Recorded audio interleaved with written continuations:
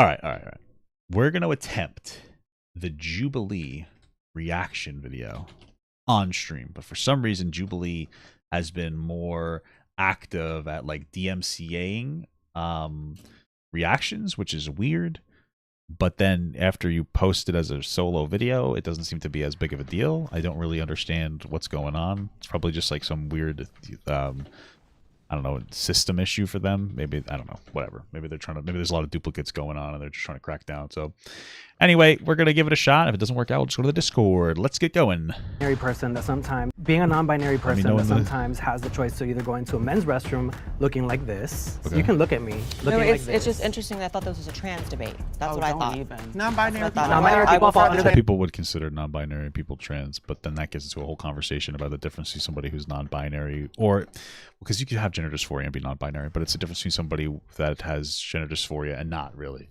And I think that Blaire Wise probably takes issue with a non-binary person who may not be trying to hormonally or transition, her feeling like that non-binary person might be kind of replacing her, or I don't know, like getting in. It's a different conversation. It's a different struggle, you know.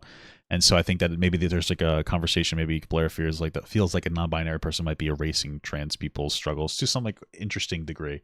I think that's from what I remember. I think that's her perspective. Trans umbrella. Yeah. So I don't know. Maybe you could educate yourself a little bit. I think I can educate you. Then you would figure out, what reality is. Oh, whoa. Wow.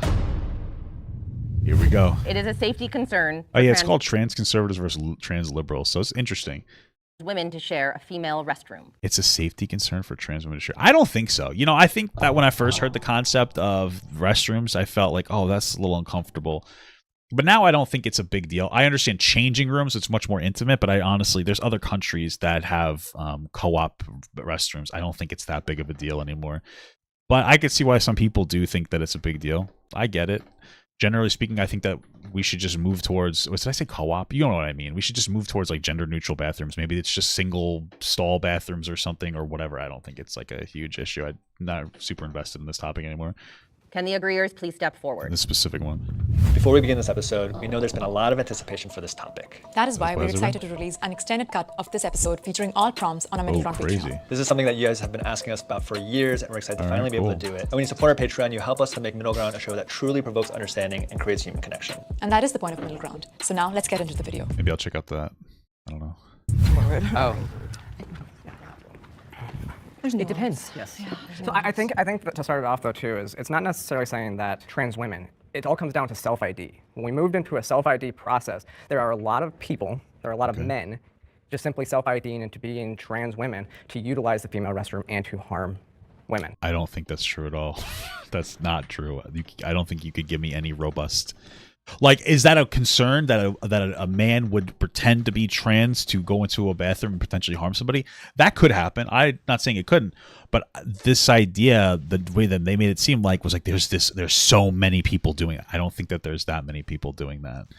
I don't think it's this widespread issue. I get the concern, but let's not pretend that it's happening in some robust way. Or just be there. They're getting arousal from just being there. You know, there's a photo or it was a video that went viral, I think like just 2 weeks ago, with some like whole man with a boner in the women's restroom. And there's just some poor woman filming it. Like, am I just supposed to like accept that this is here? So I think there's levels to it. I think that trans women who are actually trans, you know, we're talking gender dysphoria, transitions, making the effort, you know, probably once you reach a certain point in your transition where you can actually assimilate within that space and not cause a disruptance, that would probably be the ideal time to start doing that, right? That's fair, Whereas, you know, a cross-dresser who is emboldened to, in this current climate, say that they're trans, because now anything is trans if you say so, that person should probably stay absolutely out of women's restrooms because you're there to get your rocks off. And yeah, sure. I mean, if you're legitimately a cross-dresser, sure. Again, I don't think that there's that many people that are just going into restrooms to get their rocks off, so to speak. I mean, where do you draw the line between that and also barring a gay person from going into a bathroom? Oh, we can't have a lesbian woman going into the lesbian bathroom. They might be getting horny from it. Oh, we can't have a gay man going to a male restroom because they might get horny. Like, I just feel like it's a stupid argument. I don't even think that there's any, like, maybe there are some people, but I don't think that that's even close to a majority of people or like, pretending to be trans to go into a bathroom so that they can get their rocks off, so to speak. I think that's just fear mongering. And the women are there to take a poop and a pee. So it's not the same. Poop and a pee. And I really empathize with women who, have an issue with it. And I can probably hear some women commenting, well, how do I know the difference between a fetishist and a real trans person? It's hard. It's hard. However, that's the only nuance that I know to give to it, which is there's different reasons people are trans. I don't think that there's that many fetishists. So, I mean, okay. And some people really are trans because they're horny, and some people are trans because they really felt that way from, a young age or whatever. I don't think that. I mean, give me the number, like, of trans people who are pretending to be trans because they're horny. Like, that's literally just fear mongering. It's not true. It's not happening. Not in any robust way. That's a conservative talking point to try to dismiss trans people that Blaire White feels though need to absorb, because she's in that sphere and needs to appease her conservative audience that don't actually think that her identity is valid.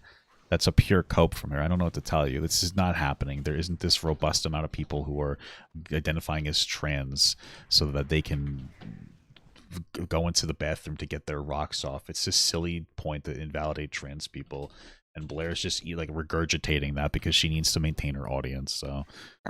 See, I agree to an extent. Like, when you go to transition, and this is a fairly universal experience, once you get to a certain point of passing, that's about the time that you would start going into the other bathroom as opposed to not make the same sex uncomfortable. Mm-hmm. Okay. Once you reach that point in your transition, a lot of things change, but, you start to see things from another perspective. You start to see things from the perspective of a cis person. Yeah. And I actually offer some solutions to this because I believe the free market can handle all of this stuff. Because Yeah, just have gender neutral bathrooms. Who cares? in government-run and government-funded buildings, there should always be a third space for us to use. And I do. When I go to the Capitol and stuff like maybe, that, sure, I always whatever. use third spaces. But I think that private property owners can make the rules for their establishment and figure out how to enforce those rules. Okay. I mean, I wouldn't say they're not third being allowed, spaces for though. trans Exactly. people. Like, we're in a just state right general. now. We're in a state right now where you have to allow anybody to use whatever restroom they want. If you're a decent human being, you do what Are we in that space? Okay, maybe. I don't know. causes the least disturbance. So, for example, I filmed a YouTube video. Yeah, I just shit in my pants. When I gotta go poo-poos, I just go potty in my pants. So I just don't want to cause a disturbance. Years ago, where I entered a men's restroom just because I was just trying to comment to her, like, well, maybe you should use a men's restroom if you really feel like the way you feel. And so I said, okay, let's do it. Let's put a camera. And I was kicked out within seconds of the entire establishment, and it was a whole ruckus. So that's what I mean by, if you're a decent person, you do what causes the least amount of problems for people around you. And if you're, Yeah, they're talking about like a gender neutral bathroom. Yeah. a moral person, you're going to be conflict avoidant in general when it's something like that, right? It's like, Yeah. what's the point of causing I guess, issues yeah. for anyone, especially if you're really just trying to pee, Just put get your it head done. down, go in, get out. Right. Gotta go. Can the get out. disagreeers please step forward? Piss in my hand and drink it. That's what I think. I want to comment on Blaire's point. The one thing I kept hearing through all of the nuance is passability. I never Because said that. ultimately, when we talk about passability, it determines how you get harassed in the bathroom. Because honestly, if you don't look so passable or whatnot, people are going to say, oh, that's a man with a dress on, and then there's going to be discourse. But the reality of it is, honestly, who cares who's trans and who's cis going in the bathroom? You should be minding your own business, being able to Kinda pee and true. do your business in peace, for the most part. I can generally agree with the passability argument in like a locker room. But again, I think that locker rooms are just uncomfortable in general. Like the fact that you're expected to get naked in front of anybody is so bizarre. It's such a weird thing that that people do. I don't understand why that is maintained. I mean, I think that they need to change the concept of like locker rooms and changing rooms to just be less uncomfortable in the first place. It was uncomfortable for me when I was a kid. You were expected to get undressed in front of people, not like naked, but even like your shirt off. I mean, who wants to do that? It makes you self-conscious. So it's think. That conversation around this man with a boner on or whatever like that, I saw that picture and I thought to myself, that's really a right-wing talking point and conservative propaganda because that's their guess. ideology. How is it when It was a comes thing to that trans. happened. I'm Well, speaking. you can't just make an argument. You kind of have to back it up. Hopefully that she does. That's their ideology when it comes to trans. It's because conservatives have a basic level understanding of what transness is in the first. My argument with that, what they're referring to, because I've seen it too, would just be like when I have to pee, sometimes I get a boner. So maybe that person just had to pee real bad and they got a boner. That just happens. I don't know what it is, but sometimes that happens. So place. And with all due respect, I do not think any of you are basic, but they use you as the baseline to amplifying this propaganda. How is it Yes. propaganda if it's a thing that really happened? It was caught on video. Like it was an actual occurrence. It wasn't Okay. staged. It happened, and that's not the only. It's not an isolated incident. But that's not enough for me somewhat to say isolated. because actors can do. like it seems somewhat it is isolated. Like that's the thing about social media is it shoots everything into our brains all over the place. We think the world is so much like worse than it used to be. The world is not any worse than it used to be. The world is better. The world is safer than it's ever been. But because we have social media constantly blasting us in the face, we think that everything's gotten so bad, that everything is so horrible. It's not. So we'll see a limited instance. You'll look at some kind of a page that's like, look at this horrible act that's happening here, and you're like, oh my god, this is the whole world. It just contributes to like a fear-mongering mental perspective that's very unhealthy for people. That's why people are constantly stressed out, because they're always engaging with like the horrors of the world when it's not really what's going on. Do that. Who knows? They could have been an actor trying to make a point against trans maybe, people. I don't know. But this has always It's been possible, our I guess, battle. but- It's just like, from what I just heard you were saying with your talking points, because I did understand what you were saying. I just got the word passability out of there, and Which I didn't say that word at all. No, Yeah, I'm saying he that said word. possibility. I'm saying She didn't say it. He I'm- did. And the I'll problem, say the left. Okay, I can't. The I problem couldn't hear. with I just couldn't hear it back there. Well, I think that's what Blaire was talking about, was like a level of passability. That's the idea that I got from him as well. But The No, what I was liberals, saying the was- liberals always use the. Yeah. No, what I'm saying is, I'm not saying you said that word. What I was getting out of what you were saying, the one word that was coming to me was passability. This is Blossom saying it. And so passability is, bro, I think that parents should be able to rename their trans kids. You know what I mean? If I have a trans kid, I'm gonna be the one to name them. I don't think that's unrealistic. I don't think that's unreasonable either, bro. I'm gonna rename my trans kid if they're trans, because like that's my choice. And plus, trans people name themselves weird shit all the time. So I'm gonna, like, I don't want you to be fucking Moonshine, blood twirl. I'm gonna name you something normal. I'm gonna pick out if you're a trans man, I'm gonna give you the name that I was gonna name my kid if they were a boy, because you're a boy now. All right, you're not gonna be Archipelago. Your name's gonna be Dennis or something. So just saying. passability politics is really a thing in our trans community, especially when we come to the debate of restrooms. Well, you can say it's politics, but actually it's just real life, right? It's just about Correct. where I you're agree. able to assimilate to and where you're not. And I think one of the biggest problems in the trans community is the community by and large has seemed to reject assimilation and seems hell-bent on... does that mean? That's not true. I think it's I don't think that's true absolutely at all. true, which is you see people what talking way? about how you don't need to work on your transition at all to enter women's restrooms. And I think that is Oh, I so don't see people talking selfish. about that. So That's it's so disregarding of women who may or may not feel But the uncomfortable. trans woman experience I don't hear anybody talk about. Maybe it's just me. I don't hear anybody talking about that. But maybe it's something. is not monolithic. So who are we I to never said it police transness? Why are we policing other people's transness I'm and just how they listening to show up? women. We have to But protect why, women. Why are y'all policing though? That's what I don't understand. But you're using I- words it's that we're not policing. using. It's not policing. We're I mean, listening to realistically speaking, we just have new problems in the world, and we just have to deal with them. The bathroom problem is such a non-issue. It's such a small issue that we're going to solve, and we're going to move on from 10 years from now, and nobody's going to look back and be like, oh, that was stupid. That's what this is going to boil down to. It's really not that big of a deal. We'll probably just gravitate towards gender-neutral bathrooms, and it won't be a big deal at all. So women, and if you have 50%, we don't say 50%, but if you have a large chunk of the population of women saying that they are uncomfortable with a certain thing, I don't think a good person leans in and I honestly don't think a large population of women are saying that. I don't think most women give a singular fuck about this topic. I don't think anybody fucking cares. I really don't think most people care. I think this is like all term. I understand changing rooms, but I don't think anybody actually cares that much about this.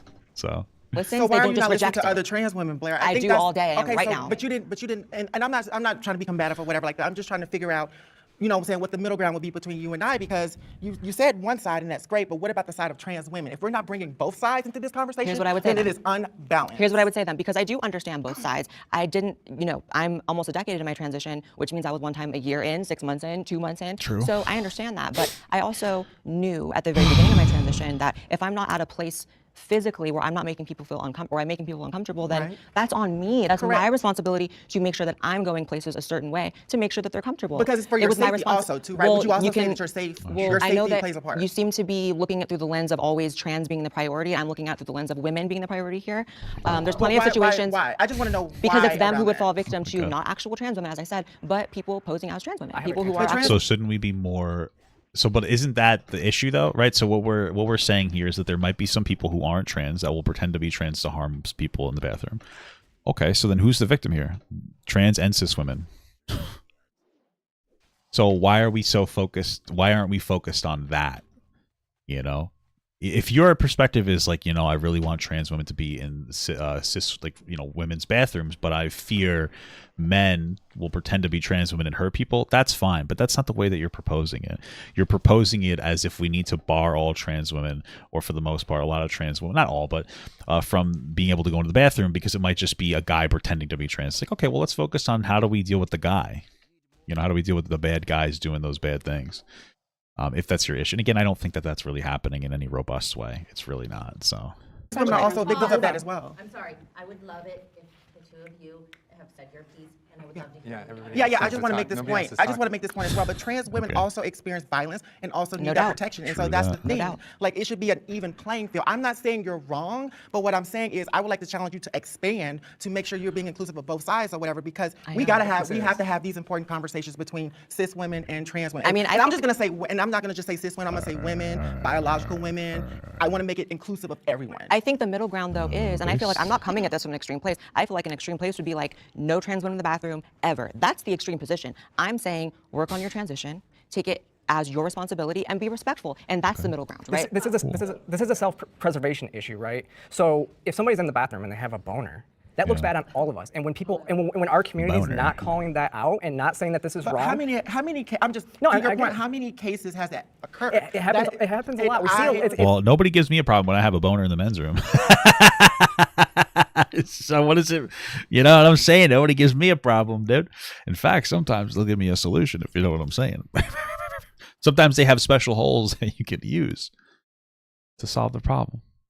And that's the beauty of the male restroom. I feel like men are so much more charitable. You know what I mean? They're so much more giving. And that's why men are beautiful. It's happening all the time. No, there are Twitter accounts. I'm sorry, because I just want to make the picture. I'm sorry, please shut the fuck up. That's what I mean, there's Twitter accounts with millions of followers that show this stuff multiple times a day. Now I know what we're talking about. And so we're showing that these types of things do actually cause harm to trans people. So if you're looking at it a trans lens and to say, what are we doing? We need to combat that stuff and come together to combat that stuff. It does not encompass the entire trans experience. No, And that's all right. I just want to say. Yeah, I think I see a lot of different points from everybody here. Honestly, like I can understand like how some women may feel unsafe with men in the restroom. Men. When I say men, I mean men. I'm not talking about trans women. So being a non-binary person that sometimes has the choice to either go into a men's restroom looking like this, you can look at me looking like this. It's just interesting that I thought this Blaire made a face. This is gonna get spicy. a trans debate. That's what I thought. Non-binary people from the trans umbrella. No, they don't. This is So insane. I don't know. Maybe you can educate yourself a little bit on that. I think and I maybe could then you would figure out, educate you, what the right? reality is. Listen, man. Listen. I am very trans affirming. I'm very trans affirming when it comes to trans people with gender dysphoria or people without gender dysphoria, whether they're non-binary or whether they identify as non-binary, male, female, or non-binary, man, woman, whatever. But if I was a trans person with gender dysphoria, I could also understand why they might be a little frustrated with somebody that doesn't have gender dysphoria saying, hey, I'm also trans, because that communicates to people generally that you have the same struggle. And I just don't think that that's true. I think somebody that has gender dysphoria, who has a deep amount of distress associated with their gender and their sex, I think that that's much more serious, real issue than somebody who doesn't have that and may just be identifying differently. I'm not saying you can't identify differently, but I could see why somebody would be a little bit frustrated with that being part of the conversation, because I don't think that you guys deal with the same stressors. So I get it. I get the general frustration. Just saying. A non-binary Jubilee episode. Well, because it's not a debate about who is really trans and who is not. It can be. We're talking about restrooms. As a trans, Christ. non-binary person, This is fucking when I go spicy, into bro. a place that only has men's and women's restrooms, and I'm dressed like this, my choice to go into the men's restroom at that point puts me in danger. 6 years ago, I when guess. I've transitioned almost 8 years ago, but 6 years ago. Does it? I mean, how dangerous are bathrooms? I just feel like, how dangerous are bathrooms? Are people really getting all this harm happening to them at bathrooms? I guess it depends on the bathroom. Like, if you're in a seedy place, you're gonna have a bigger issue. But when I don't know, where am I at? Where I'm taking a dump or something? I don't take a dump in public. Honestly, that scares the hell out of me. Well, it can't scare the shit out of me. But I feel like the bathroom is not that dangerous. It's not. I don't think that there's really anything going on in the bathroom. It feels all like a little bit of pearl clutching here. Years ago, it was never an issue for me to use the women's room. Girls would literally drag me in there with them and say, girl, you need to be in our bathroom. And I was like, I felt uncomfortable back then. I don't pass. I know I don't pass. So that's a me problem. And I'm not going to turn my fear of being attacked in the men's room into a woman's problem. It's still a me problem. So I need to work on myself. Maybe And clubbing. it Maybe. sucks. Does it suck? Maybe, Yes, it maybe. sucks. I don't pass. I know I don't pass. But I still respect women enough, and I'm. Hey, you're beautiful. Some trans Okay. people aren't capable of handling themselves against a man, but I am confident in my ability to do that. Not everybody can. I get that. They but got a gun, It's man. just now. Or 6 years person. ago, I used to use Sorry. women's room. Now I don't, because women have spoke out. They've come out and said we're not comfortable. There's too many self-ID'd people out there, just taking advantage, and I choose to use the men's room to protect them. I can definitely actually. Yeah, I mean, there are more self-IDing people, probably. I mean, is like more people experimenting with their gender. I get that, but I feel like a lot of it's just like some kind of fucking trans craze. Like people are just. I think most people are just fear mongering about trans issues, like conservatives, because there's no other platform. There's like, I mean, it's just at this point there's nothing else going on. They have no actual economic or social platform outside of we don't like trans people, so they just sensationalize things going on. It's just an uncomfortable response from them. They're like, I don't understand this thing, so we have to legislate against it. You know, so. Empathize with a lot of trans women and their experience in the bathroom, and a lot of the turmoil was going in, and especially with passability. But the layer that I feel like in the conversation that's missing here is actually trans men, and also the fact that I was born biologically female, and a lot of the things that trans women experience of violence in the bathroom is what I experienced as a child. So the reason why my education here is not necessarily to create an idea that I need to conform to Eurocentric standards. Myself, I'm a 6 foot tall trans man, size 13 shoe, so I don't fit into the Eurocentric standards of what a woman is, and I never did as a child. I was bullied relentlessly for this and isolated from many spaces. So this discussion about trans women being in the restroom also affects biological women, because guess what? Biological women come in all shapes and sizes. There are a lot of lesbian women that deal with this issue that I've related with. I wouldn't know though, because I've never made them come. I feel bad for my wife, What are you gonna do? With and empathize, because we both get pulled out of the restroom and thrown, and guys try to beat us up because we're in a restroom with women. And then on top of it, to add that layer that it's not even being discussed in any mainstream, that this is just completely wiped out, and that you're standing up for women, but you're not standing up for women children. You're not standing up for biological females that are children. You're only standing up for what really affects you. And it's kind of sad that the idea that passability is you need to work on your transition. A lot of folks, especially in our community, have no access to finances, resources, jobs, to even get their foot in the door, to get access to hormones. So you're putting all of these barriers just for them to be able to go to the restroom, which is a natural thing that we all have to do. So what do I need to do? Piss outside? Because that's how I was treated. I mean, that's kind of base. They're right. Here's my thing, man. Universal healthcare. Boom, we're done. We don't have to worry about it. Trans people can be as passable as they need to be, ideally.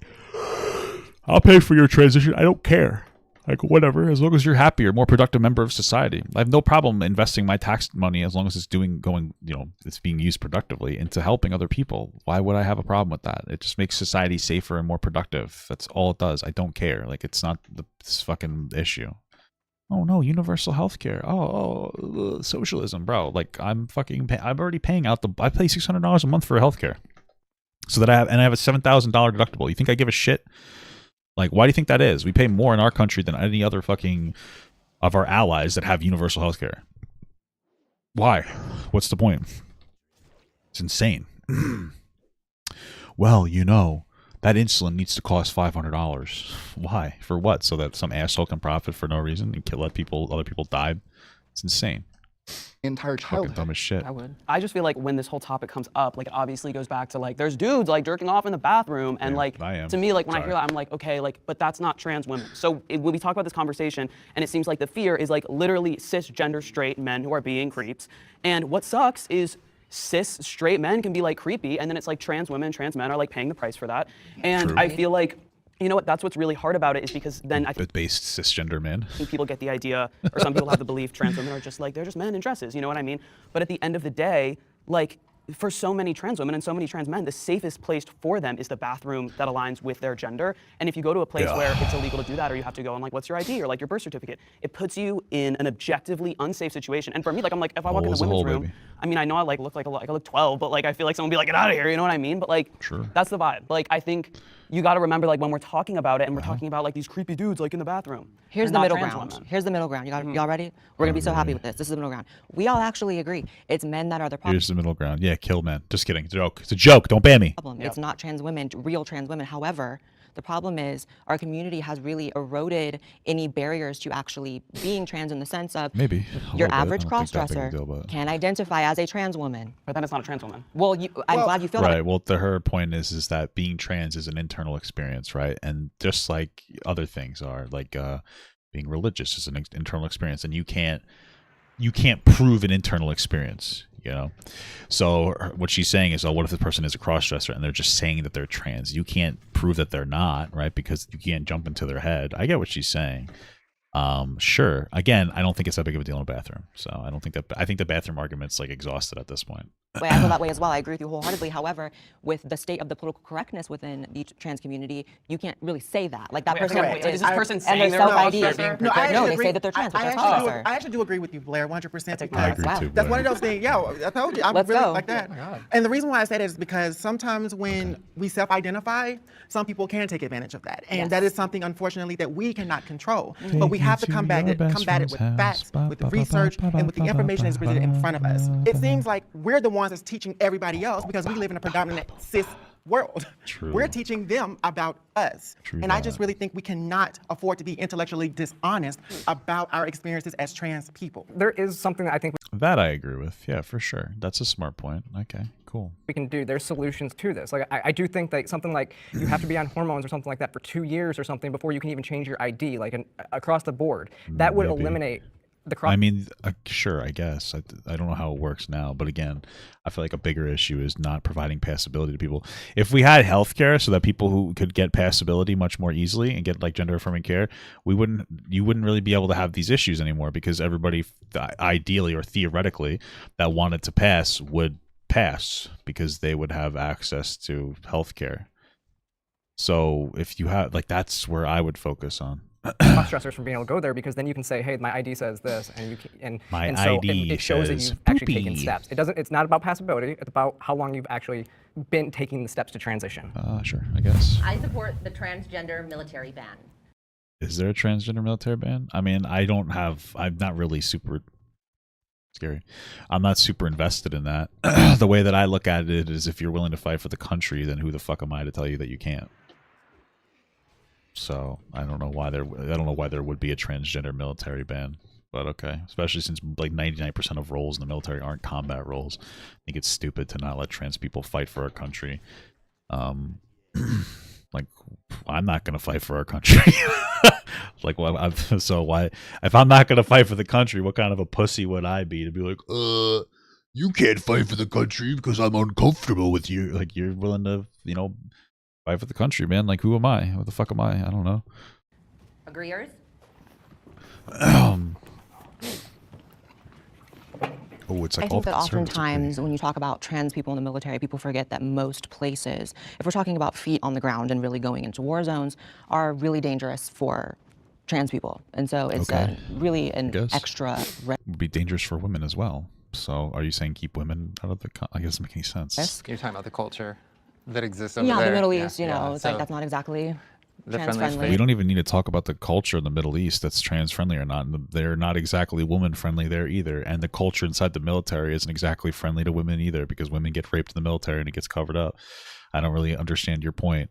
Unless your argument is you don't think that anybody except for men should be fighting in battle, and that's if you believe that, I disagree.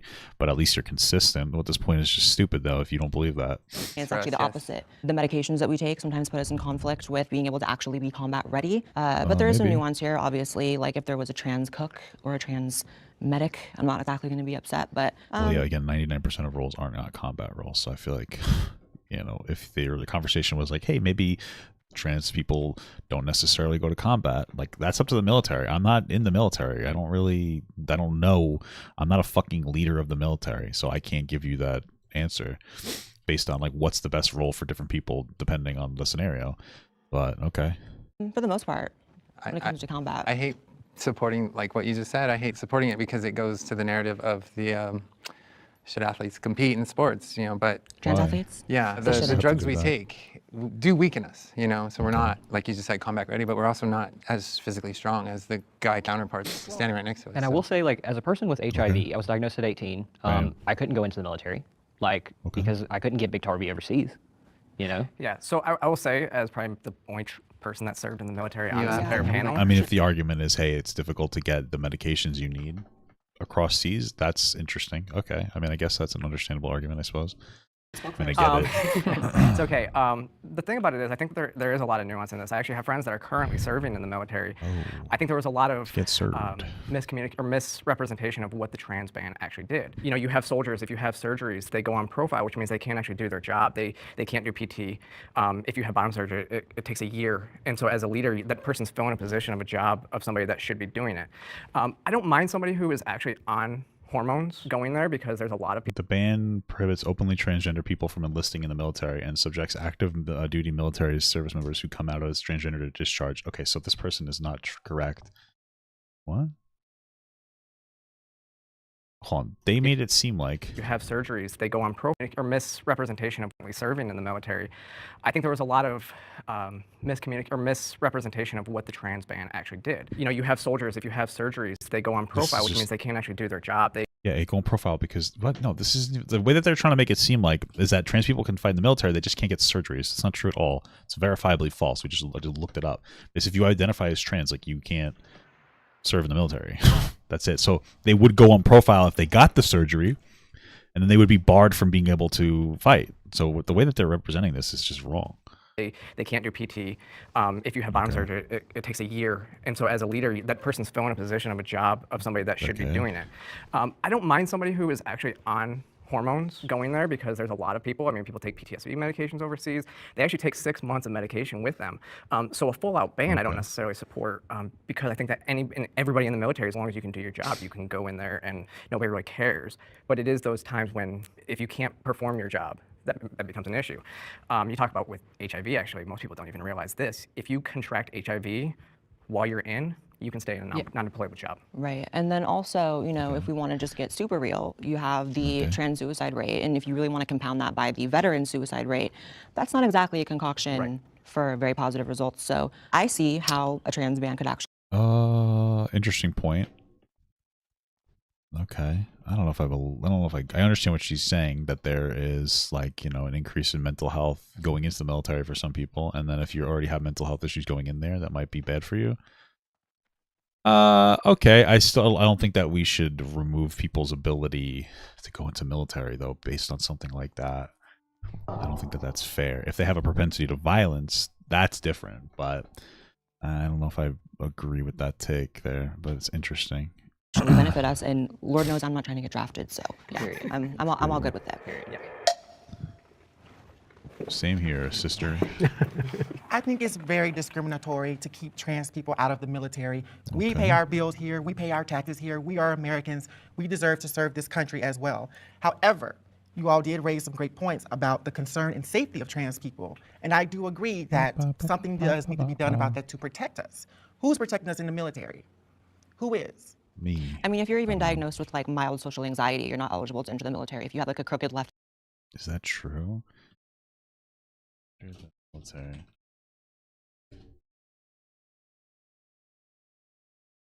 Is that true? A history of depressive or anxiety symptoms may be considered for waiver if treatment has been completed and period of convincing stability demonstrated without needed for ongoing medication or psychotherapy.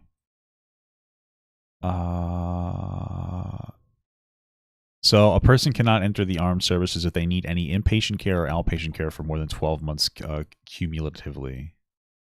They must not have needed any treatment or for their anxiety disorder in the past 36 months. Interesting.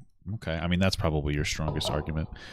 Not necessarily for gender dysphoria, but there is a lot of comorbidities when you have gender dysphoria. So sure, wouldn't that bar trans people from going in? Wait, then that doesn't even matter. Wait, what she's saying doesn't even matter then, because if you don't have that comorbidity and you just require drugs, you don't require like inpatient care, like this doesn't matter, right? Because that's what it would be like, oh, there's anxiety and depression associated with gender dysphoria, but if you have that under like managed, then that doesn't actually matter. That argument doesn't matter. You know, pinky toe, you're not eligible. So discriminatory, I mean, that word sounds pretty, in today's climate, very much like, oh no, discrimination, but it's not always bad. Sometimes it's for the safety, and it's like, you know, when it comes to the military and when it comes to keeping America safe, that has priority over anyone's feelings. Discrimination is discrimination, and I don't think there's not always a any other negative way thing, around though. it. Well, It's when- still when you say discrimination. But doesn't mean it's negative, though. Our troops over there, while they're over Sure. there, you're talking, or protect them before so they can get Both. in. It is important to protect all trans people in the military. Well, we can't waste And so what if the resources best way to protect them protecting is not putting them in the Middle East with Muslims that are going to kill them? Well, I just want to interject your point about It's just a weird point. What? That's almost. I don't know how I feel about that point. It's a little bizarre. Okay. I mean, if you feel that there's an increase, I mean, again, that would you'd say the same thing for women. Does she think that like cisgender women should not be able to go there too, or what? suicide. So as somebody who has worked in community service with community members directly, a lot of their suicide issues actually revolve around access to finances. And the military is one of the highest employers of transgender people. So we actually see the suicide rate drop. And Well, for me that's a good personally, point, but it's one of the highest employers of anybody. But if you're suicidal and you go into a job that has a high likelihood of PTSD, causing PTSD and all these other issues, then it becomes a big issue because then Right, you but then what he's saying is that going into like a lot of the reasons for people to have an increased thoughts of self-harm, trans people specifically, is because of access to financial care. A lot of it's health care and not being able to get the proper health care. So if going into the military can remedy some of those problems, then that's not necessarily going to be a problem. That's what they're saying. already have one mental illness, and then you're compounding it with more. And when you're on, you know, a very strict regimen of, if you know, if you're trans and if you're really trans, and we can get into who's really trans later because I don't have a lot to say about that, but if you're going to be on hormones, right, you're not always going to have access to those drugs when you're deployed and when you're in those situations. That's well, they just said that you take that for 6 months. You take like a 6-month supply with you, so they probably are going to have access to those drugs. Generally speaking, you're going to have access to your drugs, to your medications that you might need. So what she's saying is like not really true. why I say if you're, you know, a line cook or something, if you're whatever, that's one thing. But if we're talking about combat, you're not exactly going to have access to your testosterone blockers and your How do you know that? Because medical they don't care have You probably will. It's the same thing. It's like, oh, well, if you're in combat, you might not have that. Might not have access to food. It's like, well, yeah, you probably are going to have access to food. If you have access to food, you're probably going to have access to your drugs, right? Again, he just said one of them just said that, or before, that you take your pills with you. So this isn't really a point that's. It's not really a reasonable point, but okay. Those kind of pharmacies in the Middle East. Medical care is covered in the military, so they should have access to that. So that is false information. And also, Yeah, you're you forgetting need a pharmacy in the Middle East. They would send the drugs over. Does Blaire not realize that they send shipments of supplies over regularly? I don't understand your point. Fact. Well, hold on. You guys have all forgotten the fact of what is the flip side for these transgender individuals that are signing up for the military and they're taken out, and that was their life plan. Where are they supposed to work and where is their employment supposed to be? No, I Because the agree mental that- illness that I happens agree, it's through horrible. homelessness and the lack of resources agree, that it's come. horrible. So that is also They the flip actually- side of that. So if folks But they don't didn't have, take hold anybody on one out. second, but if they don't have access to a job that could offer them Take your support and research and access to medication, access to benefits, lifetime benefits, that's something that most transgender people in any sector of any So job. do you want an answer to your question, or are you just going to round? Because I can answer it. Well, it sounds like he's finishing making his point, and you're just getting impatient and upset. So You said, what about those people that were kicked out? I actually think it's bad if you are someone who was in it and you really are, because just like, you know, Sarah, and I've met many trans veterans that I've paid respect to publicly on social media, and I think it's amazing, actually. so nice. So if you're kicked out and it was once, you know, the norm But that what's you the resources you're I'm offering them, speaking though. If you're kicked out and it once was the norm for you to participate in the military, that's sad. But at the same time, if that is what is determined for the ultimate safety and effectiveness of the military, nothing should come before that. Blaire, have you ever Because the worked? second yeah, but is that what's happening? Are they determining that based on what is safest for the military, or are people making decisions without any factual foundation in our government? That's happening. A lot of them are religious conservatives. Again, if you're having an issue with trans people in the military, all those same arguments that a lot of these arguments can be made here could just be made against women in the military as well. So, you know, it really just, it doesn't seem like there was a factual foundation for this restriction, and that it was purely just, oh, I feel like this is bad in some capacity. I feel like this. There's probably no research or data. We know that people in government are doing that every single day, restricting or trying to, not every day, but trying to restrict rights of trans people because they feel uncomfortable with trans people, not necessarily because any data point indicates a particular thing. I'm not saying in all instances. I understand sports are different, but generally speaking, like when it comes to bathroom bans, there's no data that supports that there are men pretending to be women going into bathrooms and raping people. So bombs, with because the trans second people? bomb Have you ever worked I directly? am right now. I am right now. No, We're directly surrounded by in them. services in terms of nonprofits Sir, and she's actually a getting trans person. clientele. She's not That's my grassroots. entire She career. is not a grassroots Not person grassroots. because, truth be told, a lot of our What does that community even mean? is in grassroots. Have you ever had a Nonprofit client list of organizations that are transgender people that trans-led. you Hold actually on just took a care second. of? Hold on just a second. Took care of them, like, what, like, paid their bills? No, I I'm don't sorry, Offering them excuse me, services, getting them through excuse I've helped me, a lot of trans people in my life, trans-led yes. organizations that are ran by trans people. I really want to see what you've done for those organizations because I don't see any of y'all on the front line. I'm on The front line, like, fighting what are you against talking it. about? I'm I've on the front dedicated, line. hold on. I've dedicated my entire life to, in my own way, and you can disagree with it because we all have our vehicles and our methods towards Absolutely. promoting trans acceptance and the Well, old. that's not true at all. Blaire White's entire life has nothing to do with trans acceptance. Blaire White's entire life has to do with being a trans woman who happens to be conservative. And while there is a positive thing for that, because the reality is that any trans person that's being accepted by a conservative community is going to be generally positive for trans people, she hasn't dedicated her life for the advocacy of trans people. In fact, a lot of her content is speaking negatively about trans people, and typically like speaking down on them, hyper focusing and hyper fixating on like silly points that don't really matter and sensationalizing them and making it seem like there's an actual issue going on. So like, I don't know if I agree with that, but okay. Ultimate progression of the Not in the way of like, hey, are you helping provide like resources to trans people? No, of course not. She's making content. Of life of trans people. I've dedicated my entire life to that. No, you right? haven't. I access millions of people every single month on all my social media. And I have people reaching out all the time saying that I've saved them Wow. from, what are just you like we mentioned, physically doing? suicide. What are you Physically, She's not saving anybody. I hate content creators who are like, people reach out to me and say I'm saving their life. No, you're not. Like, people are looking to be saved. They'll be saved by anybody. That's the reality.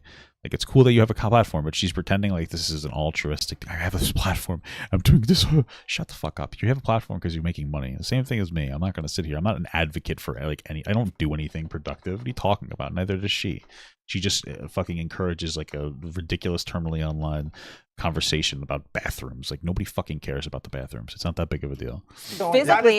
Have you ever taken okay, on so a here's the client thing. load? Have you ever So had here's the someone come thing. to you I'm sorry, homeless do you to have give them like, resources? I'm do you have sure like you a guys trans feel humanitarian very. youth fund You guys or are asking something? questions and you have no interest in the answer. I'm sure you guys are very, very proud Because of the you're fact that going you can around in walk. circles, Blaire. That's what we're saying. How could it be a circle when I haven't answered the question at all got because you keep him. speaking? I'm sure you guys are very proud that you can enter a building and work with 25 people at a time. I access millions Oh, every that is month. not babe. what That's what I nonprofit do. work is. You know, you You are can. Hey guys, I'm a YouTuber. That's much more important than you providing actual services to people. Blaire White's so full of herself. Holy fuck, what a loser. Really disappointing that you would ever equate This is community disappointing, services. actually. This is disappointing, actually. This is very It's disappointing that you would disconnected. disrespect all of the people that are in community service and all of these social workers that actually do Correct. help trans people. And it's really disappointing that you guys are disrespecting what the fuck I do, right? Well, you don't do anything productive, Blaire. You're a fuck. Dude, Blaire White really is exposing herself as like a toddler. Holy shit.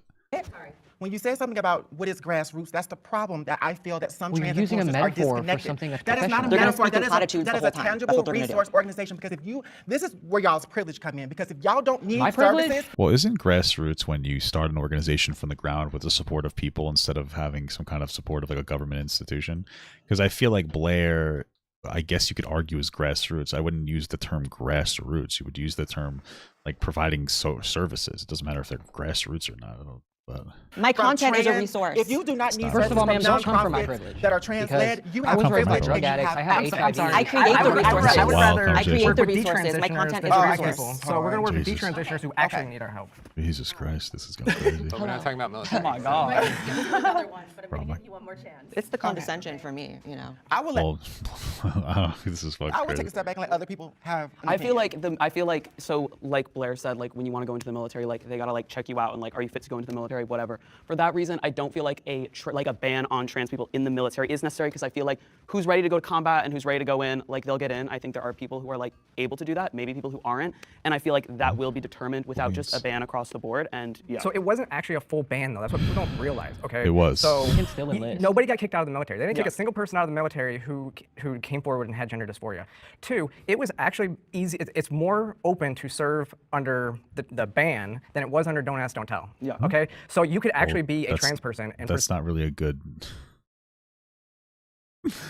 That's not really. Hey, you know this thing. It wasn't as bad as Don't Ask, Don't Tell. Okay, it's not. You're not really comparing. These are both bad things. But okay, sure. however you wanted off duty. You could go to a ball in a dress and nobody cared, and they couldn't kick you out. And serving in the military, it's not a right. They can disqualify you for any reason. Well, yeah, but if you like, yeah, it's okay. you can't go through any treatments. You can't go through surgeries. You can't go through hormones or anything like that. You're effectively not able to be trans in the military. It is an effective military. It's a ban on trans people. I don't know what you're talking about. Physical, anything. People get kicked out all the time because they can't pass PT tests. Right.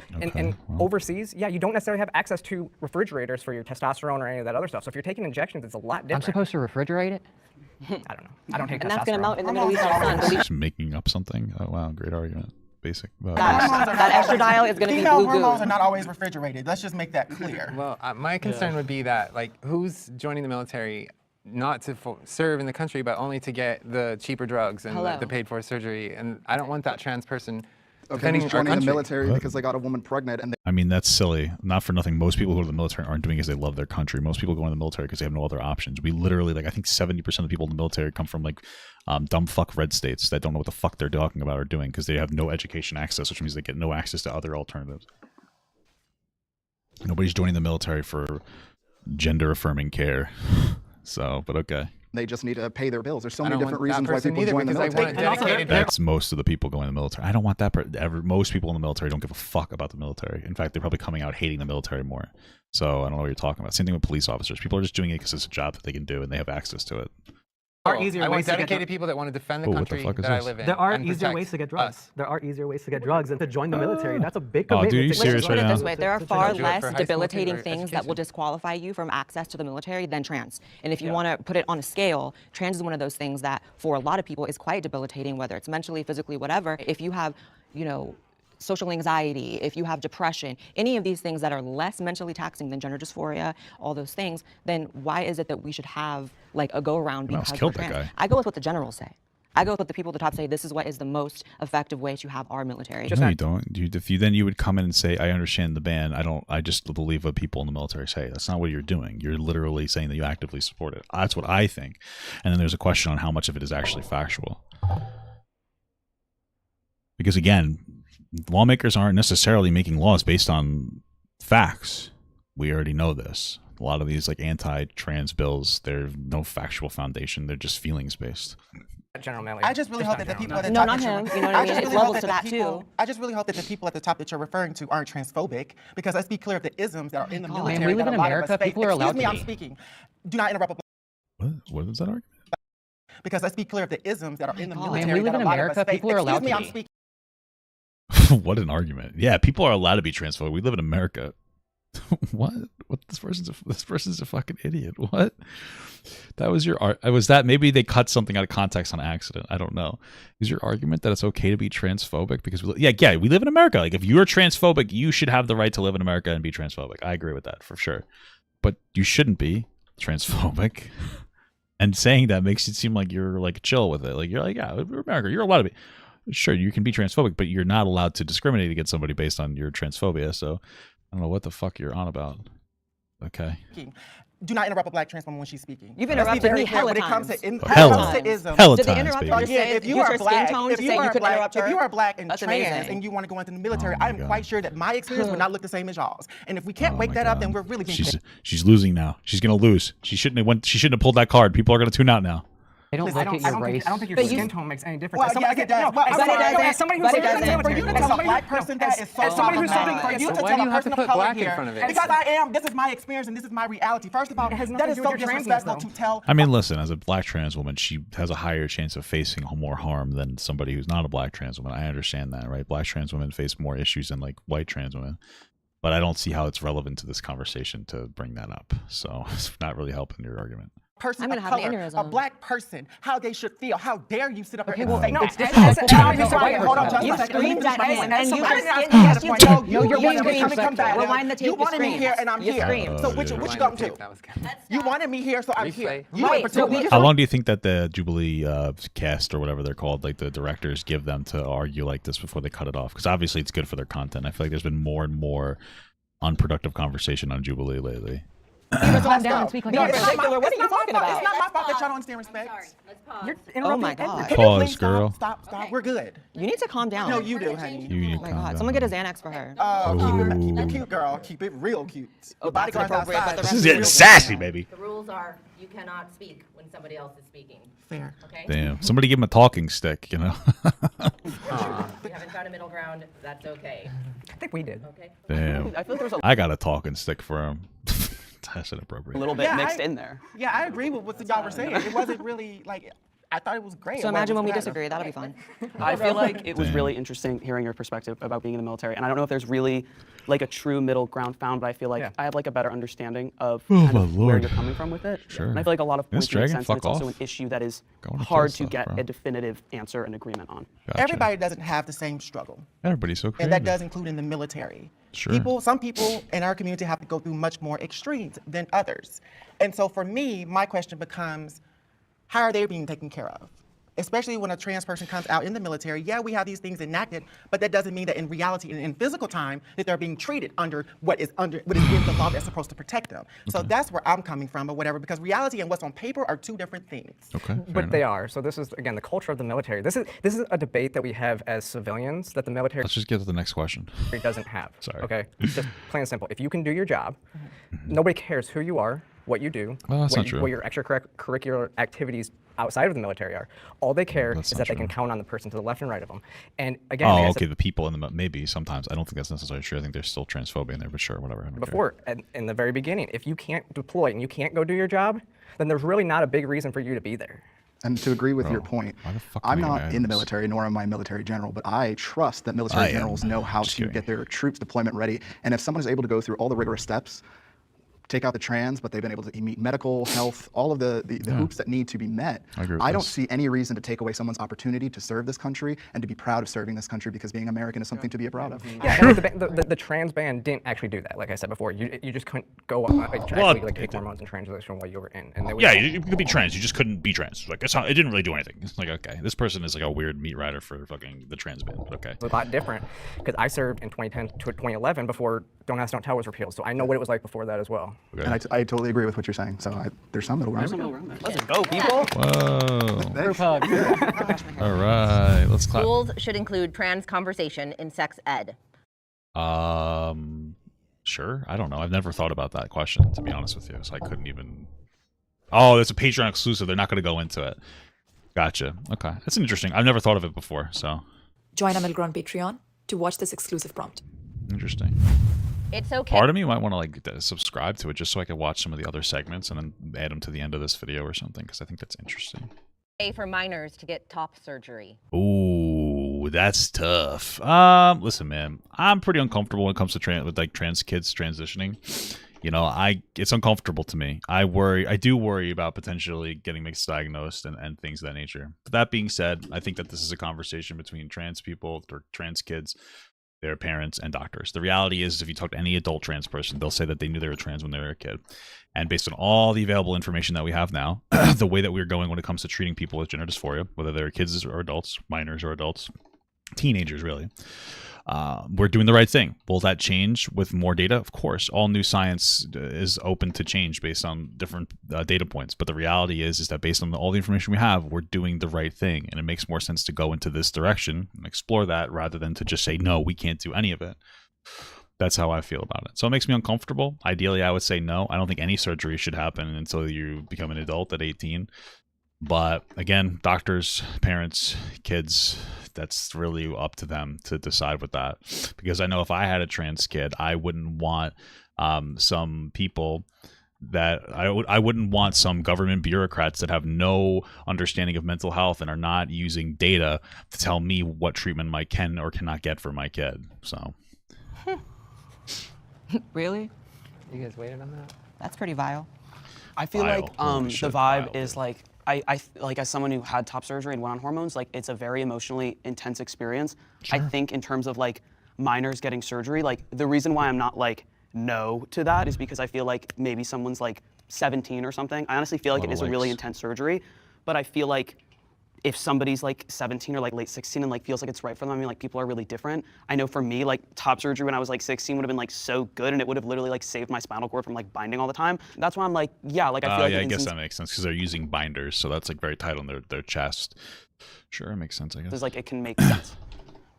So I'm not a trans man, so I don't have the experience or whatnot, but I do think that it has to be done safely. There is a process when it comes to having these types of gender-affirming surgeries. You know what I'm saying? Talking with your parents and then going to endocrinologists and going through therapy to make sure this is right for you. People have a choice to their autonomy. Now, I know that everybody does not, but those that do or whatnot should choose with the right medical education.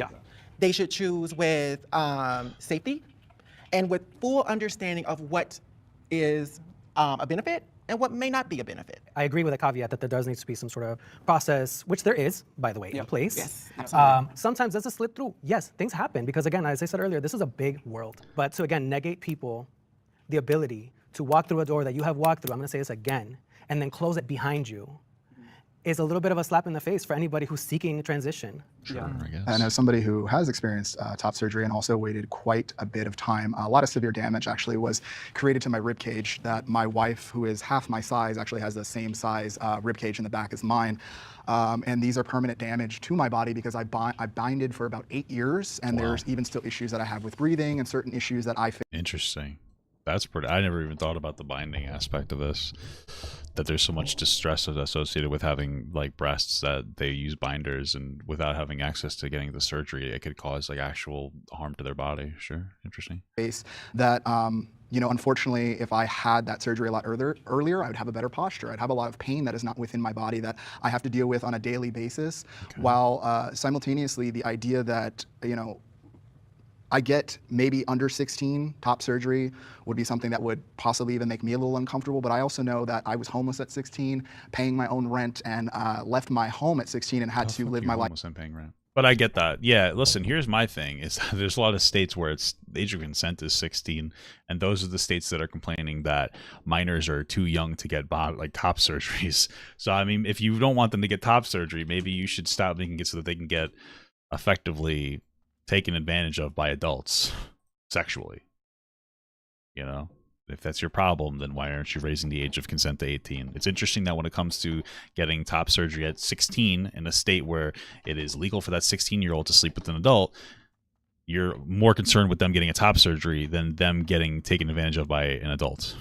It's like a little bit weird to me. You know, maybe be more consistent. Is it about protecting children, or is it just about the way that you feel and how uncomfortable you are with a particular thing? You know, life as an adult very early, so I was able to make those decisions for myself. But I think it's weird that others can't seem to see that I could make a medical decision for myself when I had to physically take care of myself. And I look at some of these younger kids, and there's a sense of jealousy there and excitement for them at the same time, because they now have access to memories and being in a space and being in a comfortable body that, you know, I had a lot of isolation growing up in my childhood because I didn't feel comfortable to present in a female space or a male space. I was isolated constantly from school, from the outside world, from my family. And my transition, my top surgery, has done nothing but take physical pain off my body, especially with as large chested as I was and having to bind for as many years as I did. I don't think any minor should be having life-altering elective surgery or life-altering elective medicalization, period. And so when I work on bills across the country that do ban this for minors, there's a couple things I point out. I point out that I don't think a 16-year-old female who wants breast implants should be able to get that either. When we look at what we allow minors to do, like surgeries and stuff like that, they're not life-saving. They're not, if you don't get it, you're not going to die. It's not like getting, like, having appendicitis and having to get your appendix removed or anything like that. It's elective. I think that's the key point here. I agree. My thing about surgery, I'm actually vehemently against surgery, like all of it, top surgery, bottom surgery, all of it, particularly because you need your genitals. This is the person that said that it's okay to be transphobic, so I don't know how much I care about their opinion. Okay. Like, it's just that simple. You know, you have these people now who have... Yeah, I get the argument is that, you know, you need your genitalia to grow out, especially for a trans woman, for you to get like an effective surgery, bottom surgery. I understand that argument, right? So, but again, doctor, kids, you know, whatever, adults, doctor, kids, and the parents. Non-functioning fake penises and vaginas that, you know, you've had issues like, for instance, Richie had, where like your urethra folds in half and then you can't pee no more. This is about are you top surgery too? Yeah. Yeah. I mean, just surgery in general. I don't think that that's necessarily like you said. It's not like you have appendicitis. It's not like you've got like a bone spur. It's, you know, like you don't. I disagree with that because I was surgery. in physical pain, and the moment that I got that top surgery, the pain was. Well, that means you need a breast reduction, my friend. No, it's just binding, dude. Binding goes crazy. I mean, I binded for 8 years. I know, like it sucks. I know, but like if you just keep binding, like honestly, like my ribs are like, I'm like, ew, I hate my ribs. Like they're all like messed up. Is that an issue with safety of binding though? I'm actually curious. Yeah, about like this. honestly, It's the but safety the of, thing is of how too, they like teach you to I bind? think it comes with like the size of your chest. So like I had a big chest, so like I had it was the only way. You know what I mean? And I did try and like bind like safely, and I did buy like reputable like binder brands, but it is a lot when you're doing it for a really long time and I used to wear it ultimately for 3 days straight. I know, me too. Like, and that's what's like you're not supposed to. Was but, your doctor telling you that that's not safe because you're not even supposed to wear yeah, it of 24 course. hours? My doctor's straight, old right? school. Yeah. You know. But you know, and I 6 did to have 8 to go hours is- through like for top surgery and testosterone. Like I had to go through like a really big process, and I think that's my thing is like instead of an age thing, I think there's like there should be a process. You should have to like live as that gender and be seeking care and be having like a therapist for long term and a psychiatrist I think that's how it already works. So okay. for long For term. top surgery, I think that's how it works already. I don't think that you can just get a diagnosis tomorrow and all of a sudden get transitioning anything. So what are you talking about? Endocrinologist for long term, and like it's really like specific to the person, and I think would be like really rare anyway. But that's just my Probably, yeah, stance. sure. That I agree with to an extent. This is definitely the prompt that I am the most passionate about Okay. because I think there are few things more vile, more irresponsible, more Okay. dangerous than saying a child can consent to permanently removing Okay. a body part that serves an extremely important function. Detransitioners all over the country can never breastfeed their children if they can even have them, because if they did other things, that can stop them from having kids at all, right? Sure, and that's the thing, though, is that that's part of the conversation. No, when you're talking, and it's impossible to completely communicate this to somebody that's like a teenager, right? They're not children; they're teenagers. It's important to keep that in mind. They're minors, but it's like important to be accurate about the specific stage in their life. But this is something that they're generally going into understanding and still getting the surgery. So generally speaking, the people that are getting top surgeries are generally aware of the negatives, and they still choose to get it because while there might be negatives, there's nothing is 100% positive, right? No good deed goes unpunished. They know what they're getting into for the most part, right? Like a 16-year-old is young, sure, but they have a decent idea, and it's still a positive for them because they're experiencing some other distress that's having a negative impact on their body or their mind. Like they said, some people were using binders and it was destroying their spines. So if you're somebody that's doing that and is having a negative impact on you, like, yeah, maybe you should be able to try to get a top surgery at 16. I don't think any younger than that. I mean, I'm already uncomfortable at 16, but I get 16, especially since that's the age of consent in a lot of states anyway. So, again, you want to have an issue with that, I would say raise the minimum, the age of consent first.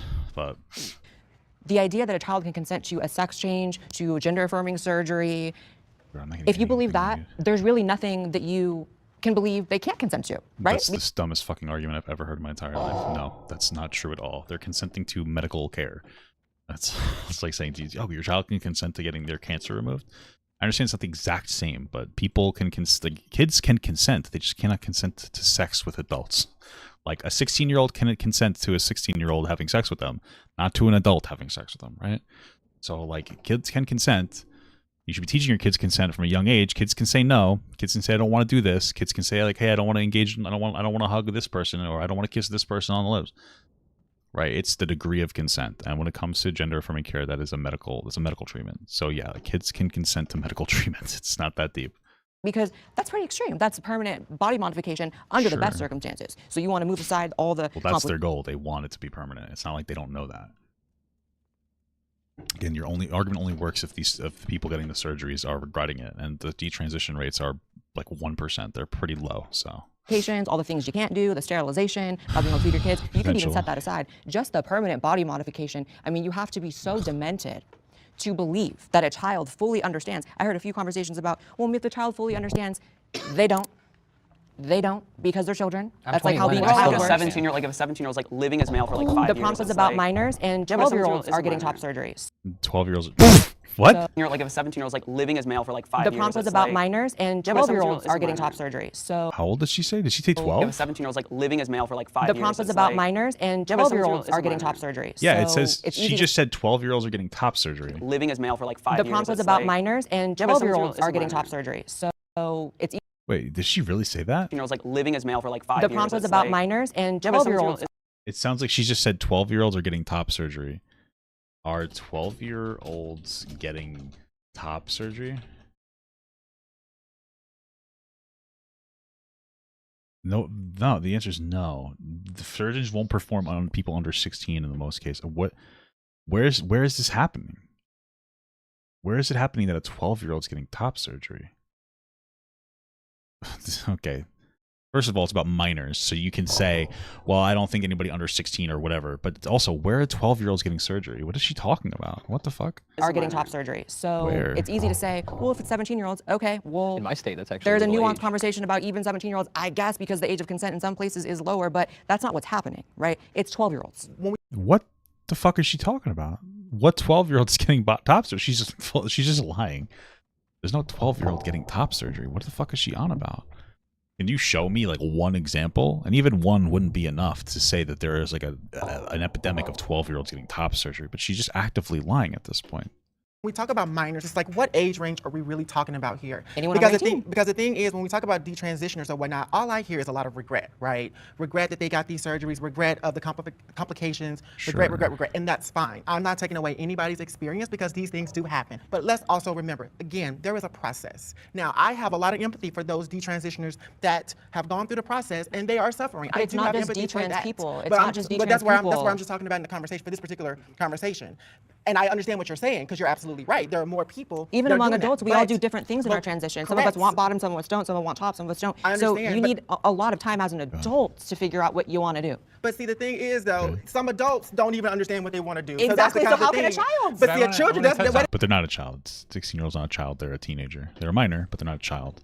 Child is like 5, right? We need to be proportionate about the age of these things that we're claiming these people are. It's very important. I mean, let's Am I not, a different let's not fucking planet? underestimate the power of these kids today, okay? They are very much more educated because they have much more resources and access than we did Wow. coming up. So let's be So very they're clear about advanced that. and they can when we consent. talk Who about else says that? detransitioners, that was been the main topic here, or Oh, whatnot. she's trying to say that she's trying to insinuate that these people are pedophiles because they think that minors can consent. Minors can consent. They just can't consent to sex with adults. I don't understand. Like, it's like the hottest fucking take of the entire world. Minors can still consent to some things, just not sex with adults. I don't understand. It's fucking crazy. It's also like it's also pretend performative outrage, right? Because you're like, oh, I want to protect kids. Okay, what about gun legislation? No. What about healthcare? No. What about education? No. It's like, okay, so you don't want to protect kids? No, not really. I want a virtue signal that I care about kids, and then I want to support religious institutions that historically have been used to molest children, right? I'm not trying to be an asshole, but if even a tenth of the horrible things that like the Catholic Church has done was something that LGBTQ people did, trans people would have been canceled immediately. So let's just be real here. You know, it's really, there's, even in the Bible itself says that like little girls can get married to adults once they go on their period. And I'm just not trying to be an asshole or be anti-religion, but it's so interesting that you'll be so charitable to your religious belief, but you won't be charitable to trans people who are not causing harm. It's ridiculous. Because we want to bring detransitioners in to the room, so there's a space. Thank you. To your point about no, the those reason why I'm fucking against it vulture is because, gizzards. like you said, the children need to go through the proper steps, the parents, the doctors. But in the state of California, if you, as a parent, tell your minor, no, you're not getting this, I'm not affirming your gender, I'm taking your kids away, and California is going to raise your kids for you. So Canada how's too. that? Canada too. That's not right. I don't know if that's real, but I mean, again, what was happening here is that, again, based on all, I don't know how much true that is, but here's the thing. Based on all the information that we have, gender affirming care is the right way to go when treating people with gender dysphoria. It's not just a silly little thing. Somebody who has diagnosed gender dysphoria, it's much more serious than like, Dad, I'm a girl. It's a lot more than that. And so if you're a parent that's denying your kid medical access that could have a positive, or most likely will have a profoundly positive impact on their life, like, you could argue that's abuse. So, okay, I don't know what to tell you. Right. We also know that like all those safeguards that you're talking about, they're not happening. Yeah, that's They're what not I'm saying. happening at all. California will And take your kids. we know because there was a whistleblower out of St. Louis, and this isn't some conservative whistleblower. She was married to a trans man, and she considers herself queer. So she blew the whistle and said that they had an in-house doctor. If you couldn't find a affirming therapist to sign off on the form, they would pencil whip it. But do you believe that it should happen? Do you believe there should be a process? I mean, I wouldn't doubt that's happening, but what degree is it happening to, right? That's another thing that we have to study. There's going to be bad doctors in different institutions, and it's not good. But yeah, I doubt that the parent that wants their kids to be trans, I guess is what they're at. I don't understand what they're saying. Is gonna, I don't know. It's like, is that happening? What is she talking about? In-house doctor, if you can, and no, because there was a whistleblower out of St. Louis, and this isn't some conservative whistleblower. St. Louis? Isn't that Missouri? Yeah, that's Missouri. Wait, is Missouri a red state? Missouri sort of is a big, but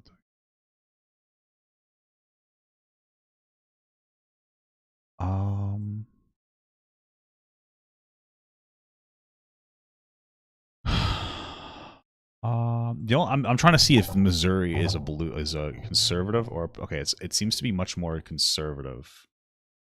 Political ideology among us all. Okay, so here's the thing. I don't know if this actual thing in Missouri is actually real or happening.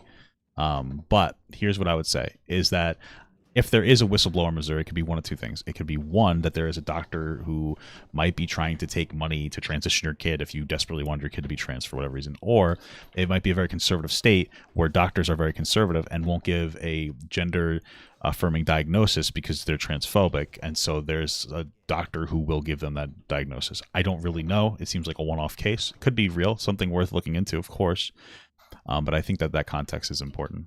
She was married to a trans man, and she considers herself. The person referring to the AB 957 bill, which states that parents being gender affirming of their child will be considered in court decisions, not take away their children. Oh, wait, so she's just fucking crying. That's from California.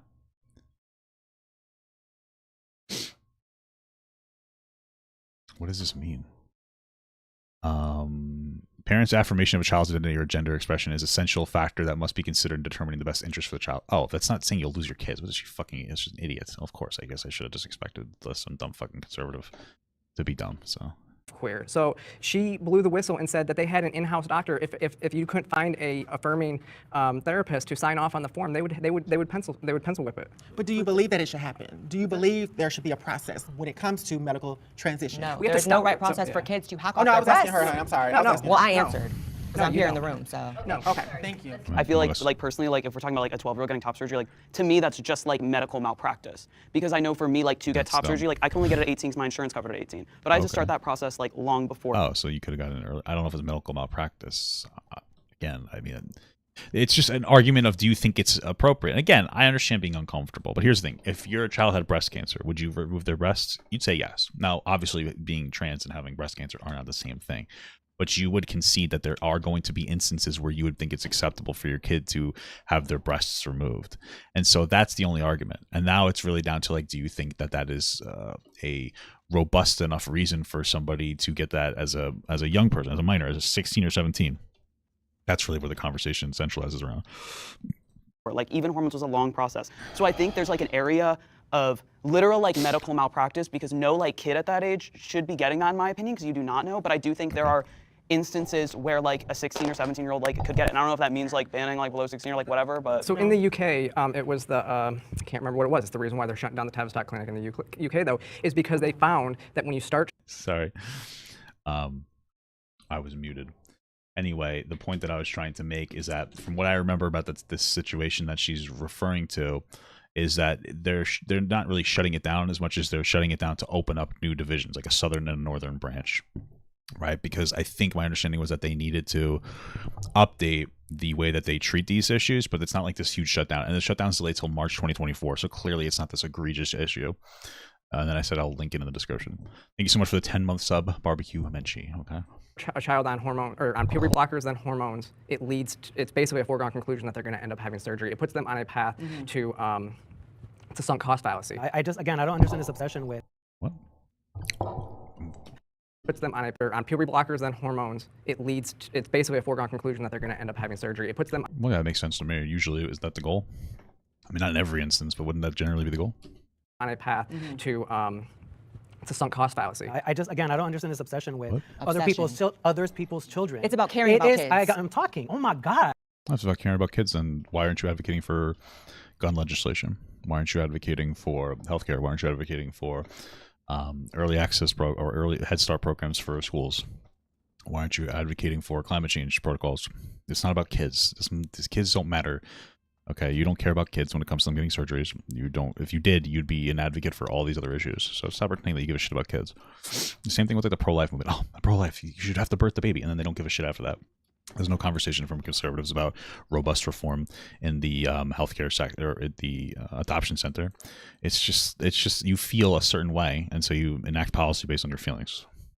It's Get it obsession. together. I have it together. Yo, the obsession with the conservatives Well, I think that Blaire's there to be provocative, I think. about other people's kids. If it is your child, it is your choice what you do with your kid. Just to talk about someone who's at 16. Well, that's like a dumb argument. You're never going to win on that because that's not true at all. Because by that logic, then you shouldn't. That logic is not. That logic is dumb. Like, no, if it's not just because it's your kid doesn't mean you get every choice.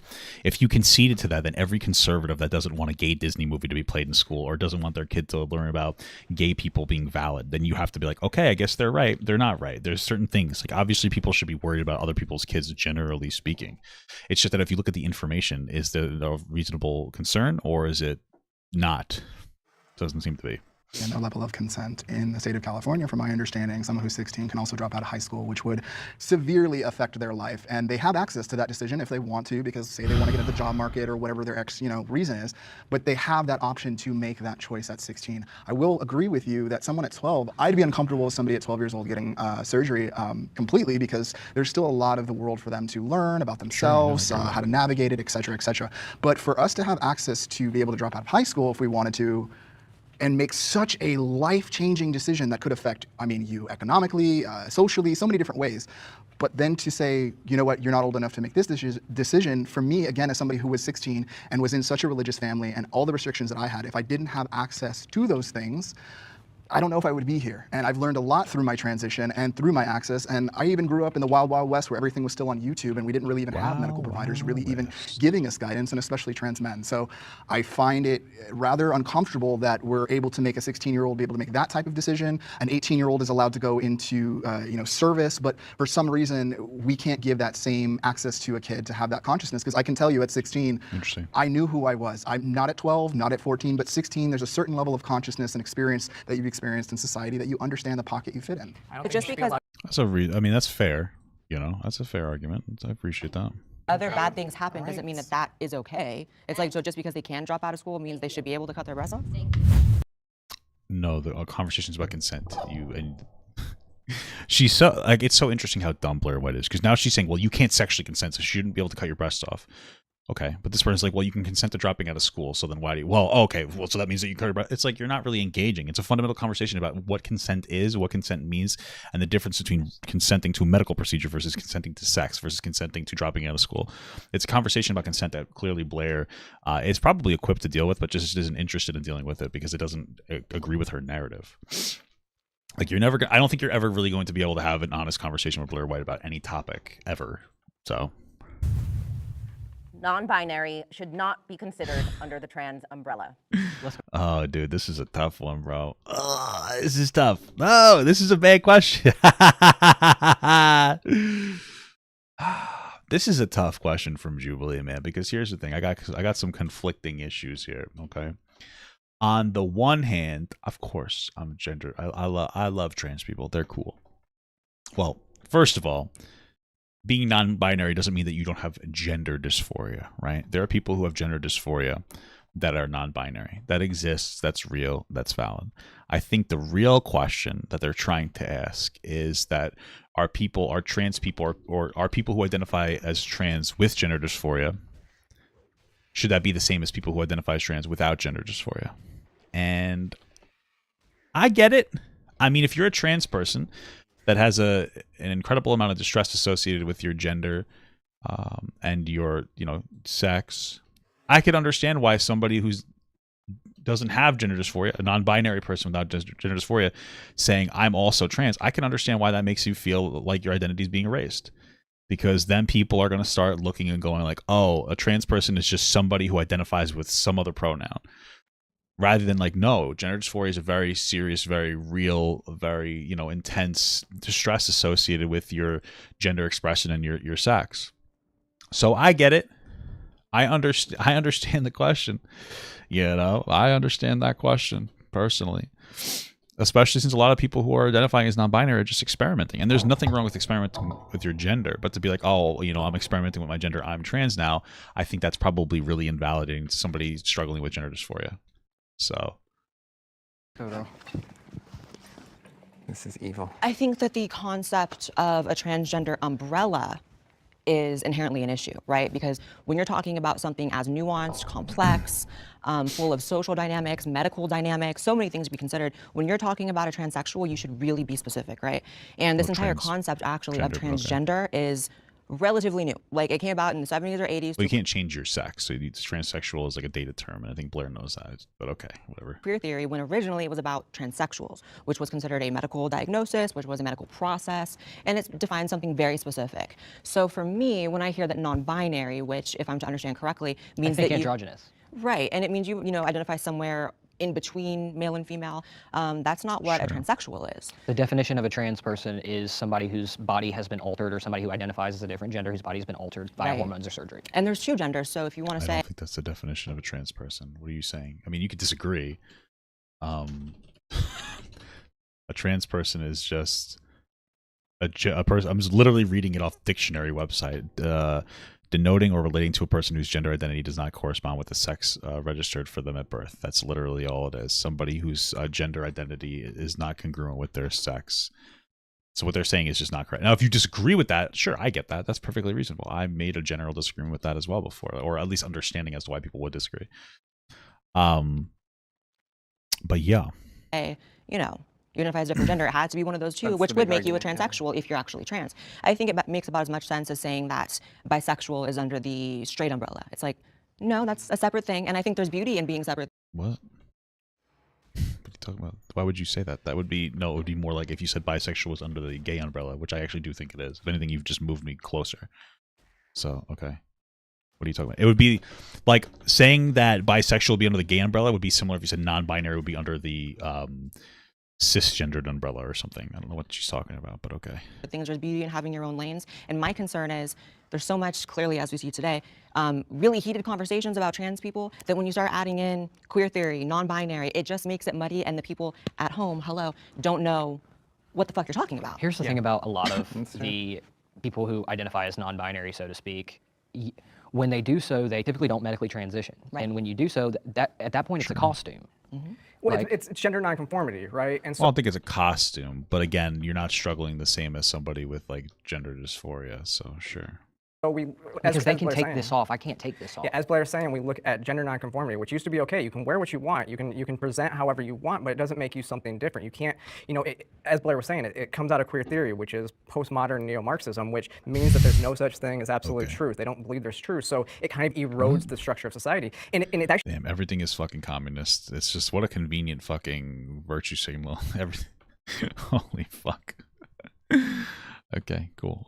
Got it. Really regressive in a lot of ways because you end up getting it to where it's literally based off of stereotypes, which we've tried to for so long get rid of. Like, it's okay to be gender nonconforming male or gender nonconforming female, and that didn't make you non-binary. It didn't make you trans. When I meet a trans person, right, like a trans woman, a trans man, there is an inherent camaraderie. Like when you mentioned, I can't take this off, part of me almost got a little bit emotional. I know it's hard to believe people think I have emotions, but I really do. And because I saw you in that moment, and I said, you know what, we are similar in that way. We may be different in other ways. We don't know each other very well, but we have that. When I talk to or I'm around a non-binary person, it doesn't really, click. It doesn't connect because it is so different. So I think that's inherently, I should be able to see some semblance of my own issue within that person, and I don't when they're non-binary at all. And so I have no issue with non-binary people. I just don't think that we're the same. Yeah, same. And so when, like I was saying before, like when our acceptance rate has completely been destroyed because these people are initiating violence in our name, they're going to self-ID out of the category, and then we're going to be the ones left holding the bag. Yeah, it's just, if sex is a binary and you're neither of those, then you're not trans. Hello. I think it would be really hard for a cis person to truly imagine what it's like to be trans and what it's like to live with that and be born that way. And I'm not non-binary, and so I really cannot picture what it would, because I'm a binary trans person. I can't imagine what it's like to be in between that.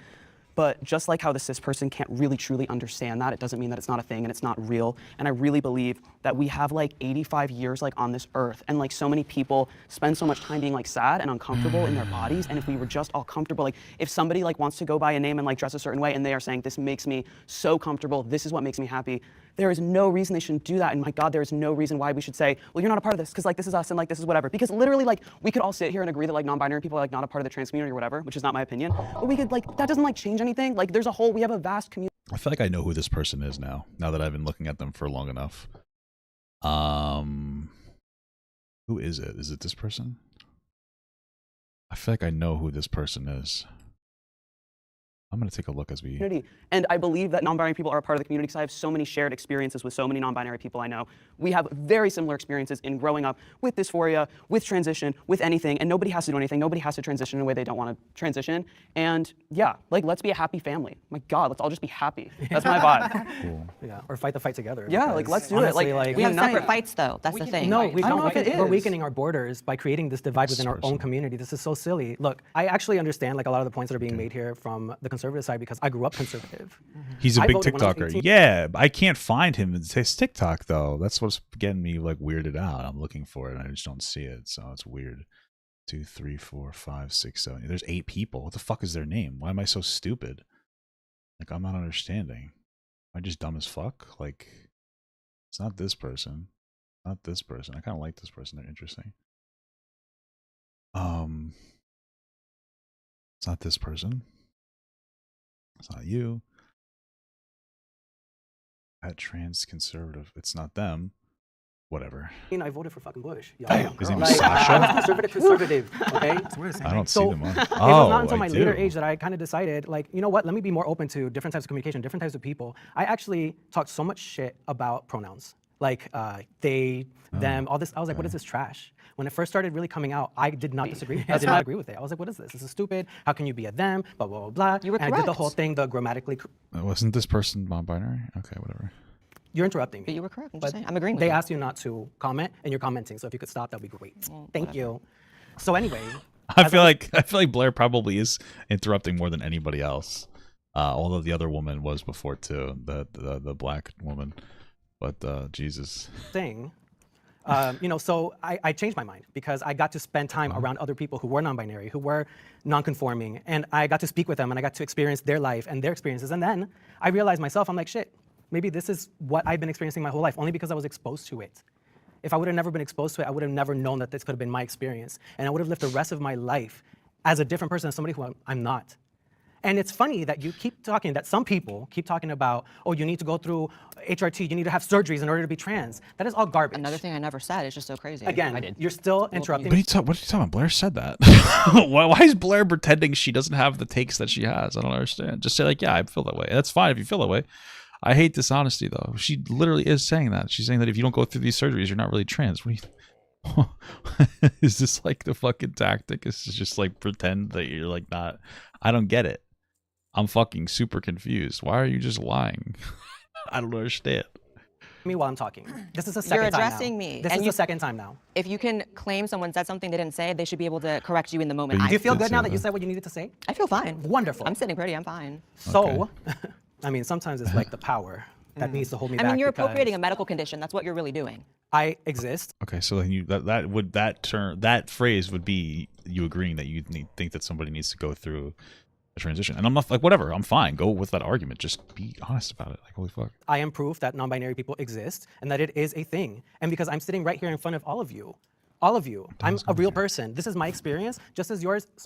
Just as yours is a trans experience. That as a trans woman, as a trans man, or as whatever. But I'm not here to belittle your experience or to tell you that you don't exist. And that's the difference between you and I. That you're trying to cancel you. And when I say you, I'm talking about conservatives.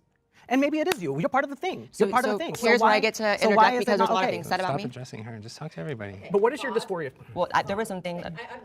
Okay, so another complete. The ladies are fighting right now, guys. It's meow. I don't want to say the word lie, but I guess that's what it is about what I've said here, right? I never said you don't exist. So we can add that to the long list of things y'all have said. I've said that I didn't. We know you exist. You're here. You're not fictitious, right? My point is, you're different than me, and I don't even think you deny that, but yet when I say it, it's an issue, right? The same Yeah, way that you don't he think that that person's trans. Like, I don't understand. Like, that's what you believe. Why are you pretending that you don't? It's so weird. said he can't take that off. You can, right? It's different. At the very least, it's different. Okay. And when we have a community that there are so many categories, demi-girl, demi-boy, astrosexual, all this shit, but y'all can't fathom that maybe. Well, I don't think that that's part of the conversation, right? Like, I agree some of them go too far, but for the most part, we're just talking about boy, girl, non-binary. So it's not, we're not talking about astrosexual or anything like that right now. that would be a different category. Than That's like that's a neo-pronoun conversation. I am when we have such different, as you keep saying, and everyone keeps saying, experiences. It doesn't make sense. A bisexual is different than a gay man. Can I ask you a question? I just actually want to ask you sure. a question. What is your dysphoria, though? Because gender dysphoria, or sex dysphoria, as I would rather call it, is an uncomfortability between my secondary sex characteristics, not just what I wear on a daily basis, because masculinity and femininity doesn't have anything to do with being trans. But that's not true.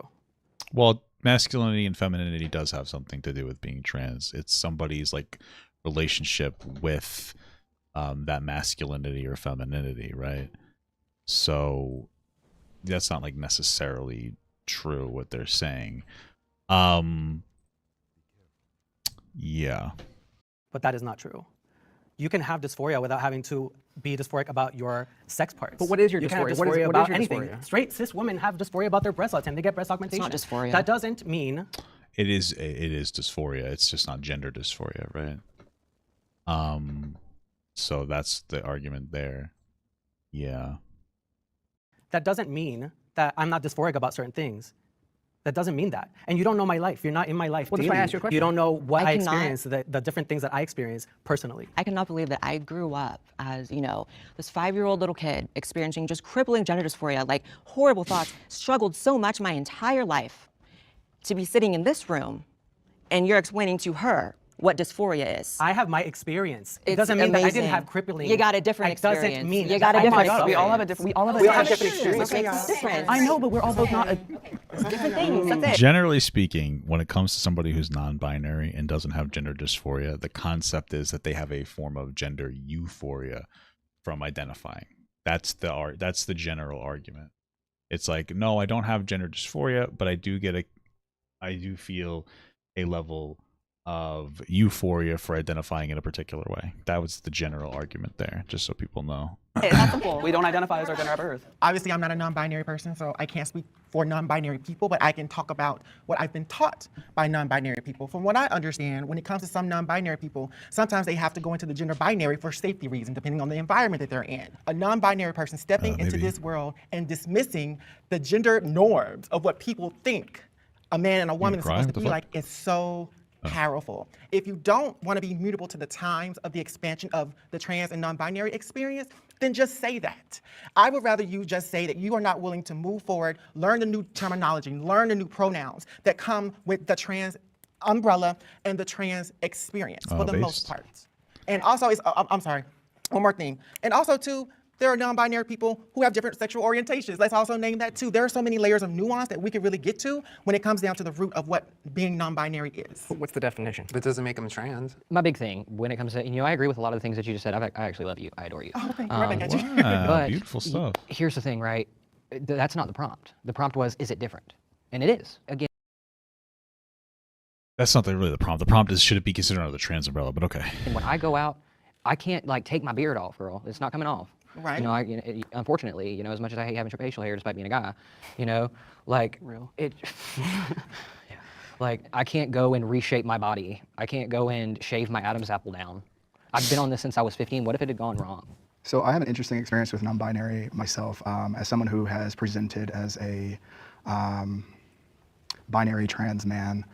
I also don't take testosterone. So for me, especially throughout my transition, I took testosterone for a short period of time just to get the beard and the aesthetics that I wanted to in my transition. And once I reached those goals, I personally didn't want to lose my access to being able to give birth to a kid, especially with being with my wife for 17 years.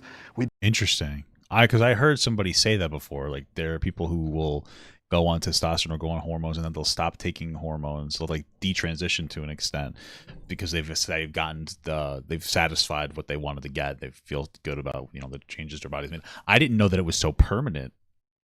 for them to not be on testosterone. That's interesting. Would they take something else? That's just fascinating to me. I've been wanting to have kids, so I wanted to, have a backup uterus, so to speak. And in that process of doing that, I've discovered a lot about myself and my own identity of what is a man, what is a woman. And for me, when I take a look at the issue and the conversation, there's kind of two things happening. Simultaneously, our community is infighting with each other instead of looking outwardly at these structural systems that are actually truly affecting us with laws, politics, access to medical care, and et cetera. While simultaneously, we see that the idea of fitting into the patriarchal structures, the misogyny, everything that is kind of placed in us, I don't subscribe to that. I mean, all my life have been breaking the rules of what a gender ideology is just by my pure existence. I didn't grow up with the idea of knowing what trans was my entire life. I discovered that actually being homeless. I didn't discover that through some collegiate access to college or influence from others. There was no one around me that knew or that I knew it was trans.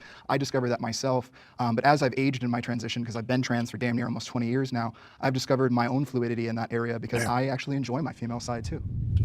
Doctors are manipulating trans medical care. Bro, this is such a dumb fucking question. No, the answer is no. Doctors aren't manipulating trans medical care. It's just not happening. Are there aspects of our medical system that aren't perfect? Sure. But any incentive that a doctor might have to be dishonest about trans medical care is to say that incentive exists across the board.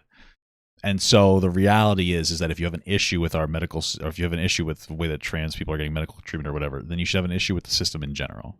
But no, this is just, I feel like this isn't even worth engaging with. It's a fucking conspiracy theory. It's a literal fucking conspiracy theory.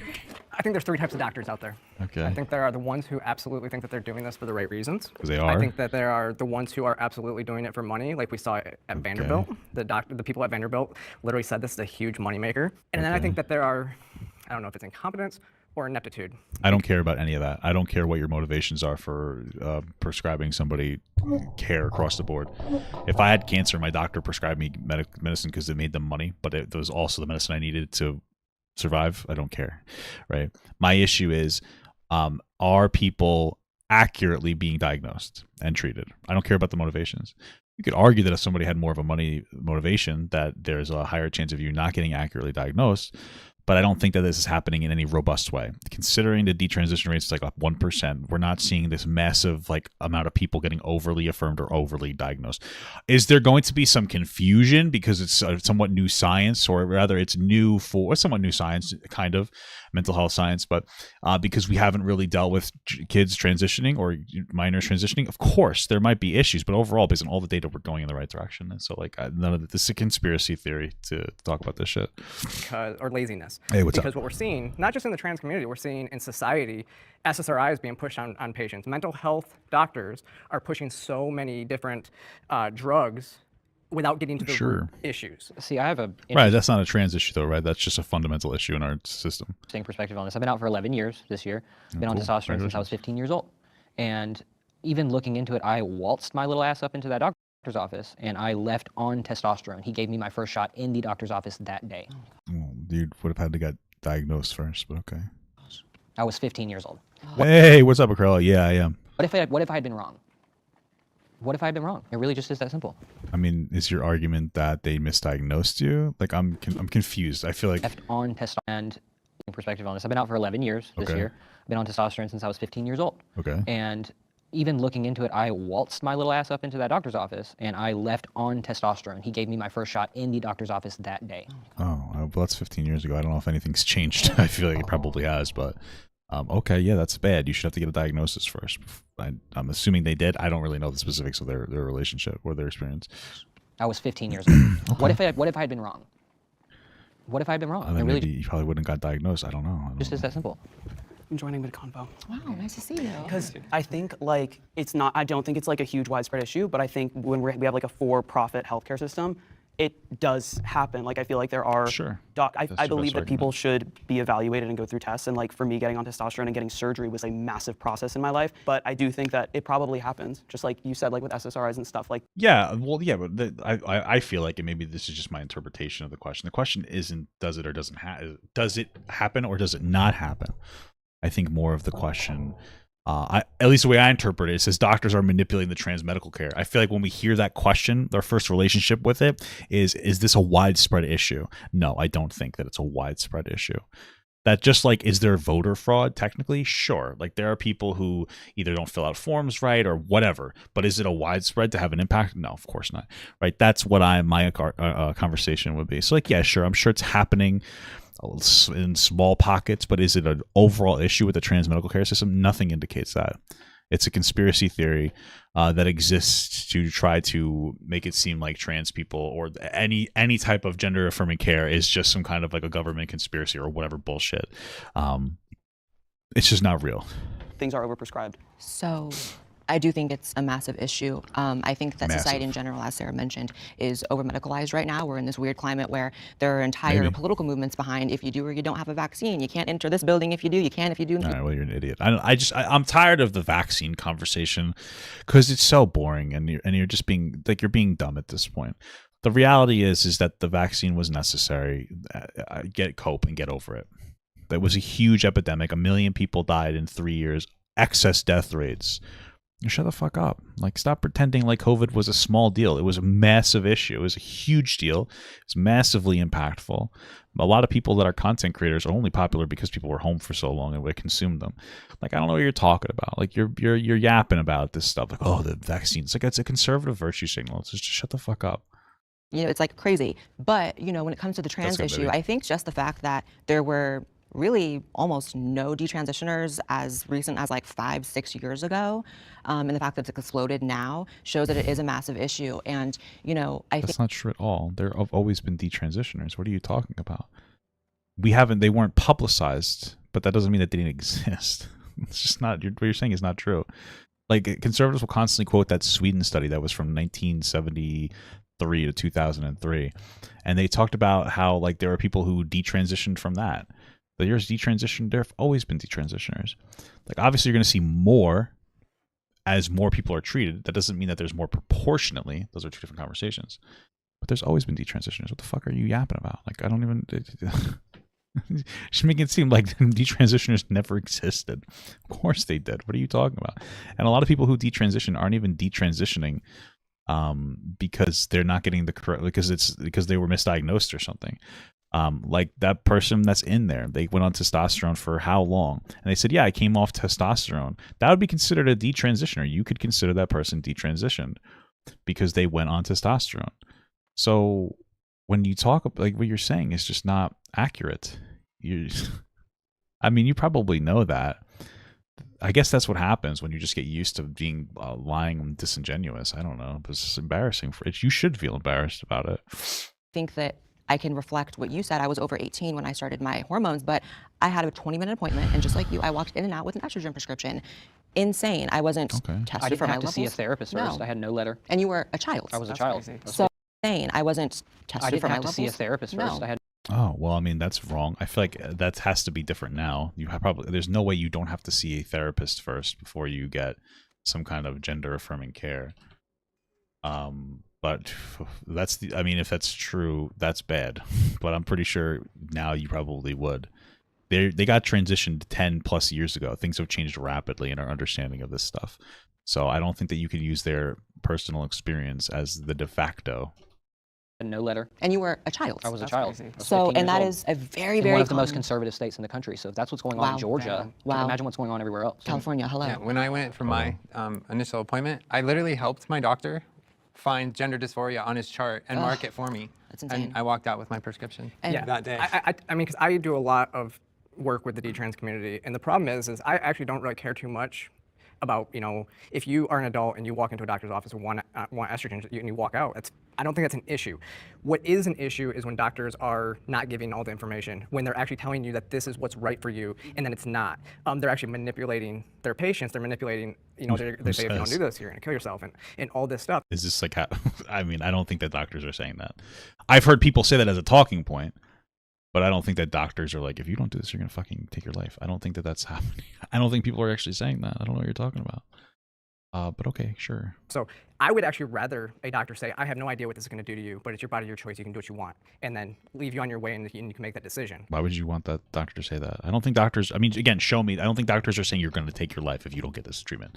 I don't think that that's happening. I think that some people, like people that talk about this politically will say that.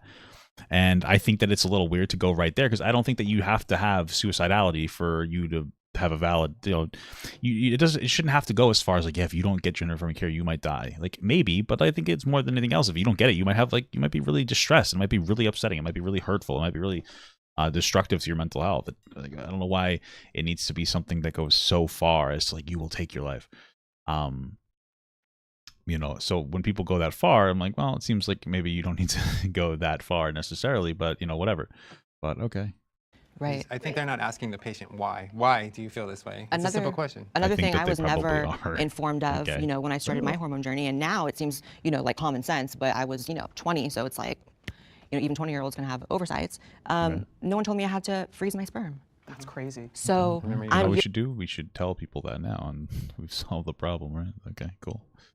Fix years that. into estrogen, I reached the point of adulthood where you maybe meet a partner where that might be something you want to do, and I learned that I can't, and it's simply because that doctor didn't care to tell me. And why?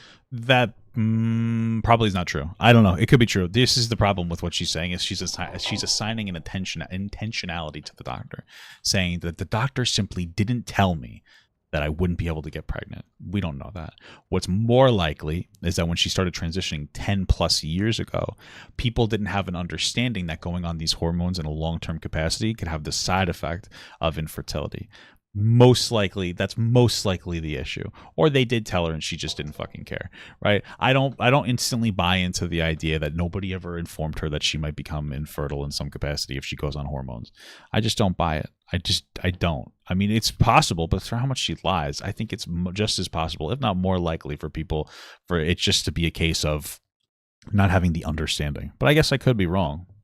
Who knows? Maybe it was because of money. It was easier for him or better for him to get me in and out, get that money rather than maybe. I mean, this is the question. Would you have changed your mind if you knew that? Probably not anyway, so I don't understand.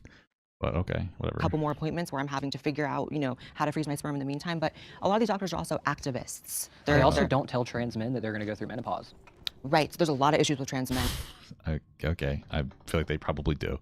I feel like I don't know. It's a lot of just saying doctors are activists. I don't think any of these things are inherently true. But okay, this is all rhetorical. This is all rhetoric driven. Rather, they don't have any evidence of like any of this. All doctors are activists. I've gone to a lot of doctors. None of them are activists. I don't think that doctors are necessarily activists in general. I think it's this overhype and over sensationalization. They need the doctors to be activists and politically driven to push the conspiracy that people are only getting diagnosed so that they can push drugs or whatever. That's the conspiracy. That's what they're pushing here. That's the goal. And Buck Angel talks about that. He almost a lot of died. issues. Yeah, he's he a almost friend died. of mine. Like, Yeah. Insane. Wow, incredible. So I actually almost walked up first because I do feel like the system is like pretty broken and there's not enough education in the medical system for doctors to be prescribing all the things that they do. Again, discussing SSRIs, like I was a victim of that myself. And so, That was an SSRI. I empathize for those stories. I understand that does happen. I'm not negating that. But I think selective serotonin reuptake inhibitors, class of medications that are most commonly prescribed.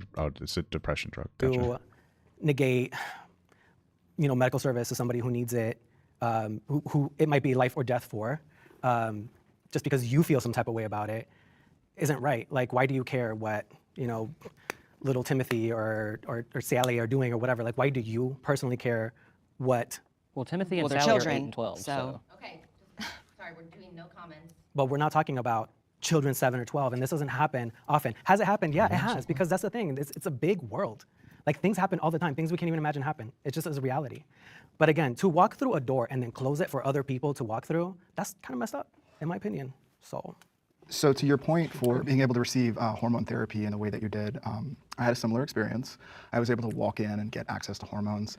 And that system was set up through advocacy because of what a lot of community folks are actually facing when it comes to access to hormones, access to medical care, access to all of these things. So a lot of these nonprofits actually got rid of a lot of the red tape, because for some individuals like myself who was actually homeless during my transition process, I would have never been able to afford access or get through all of this process.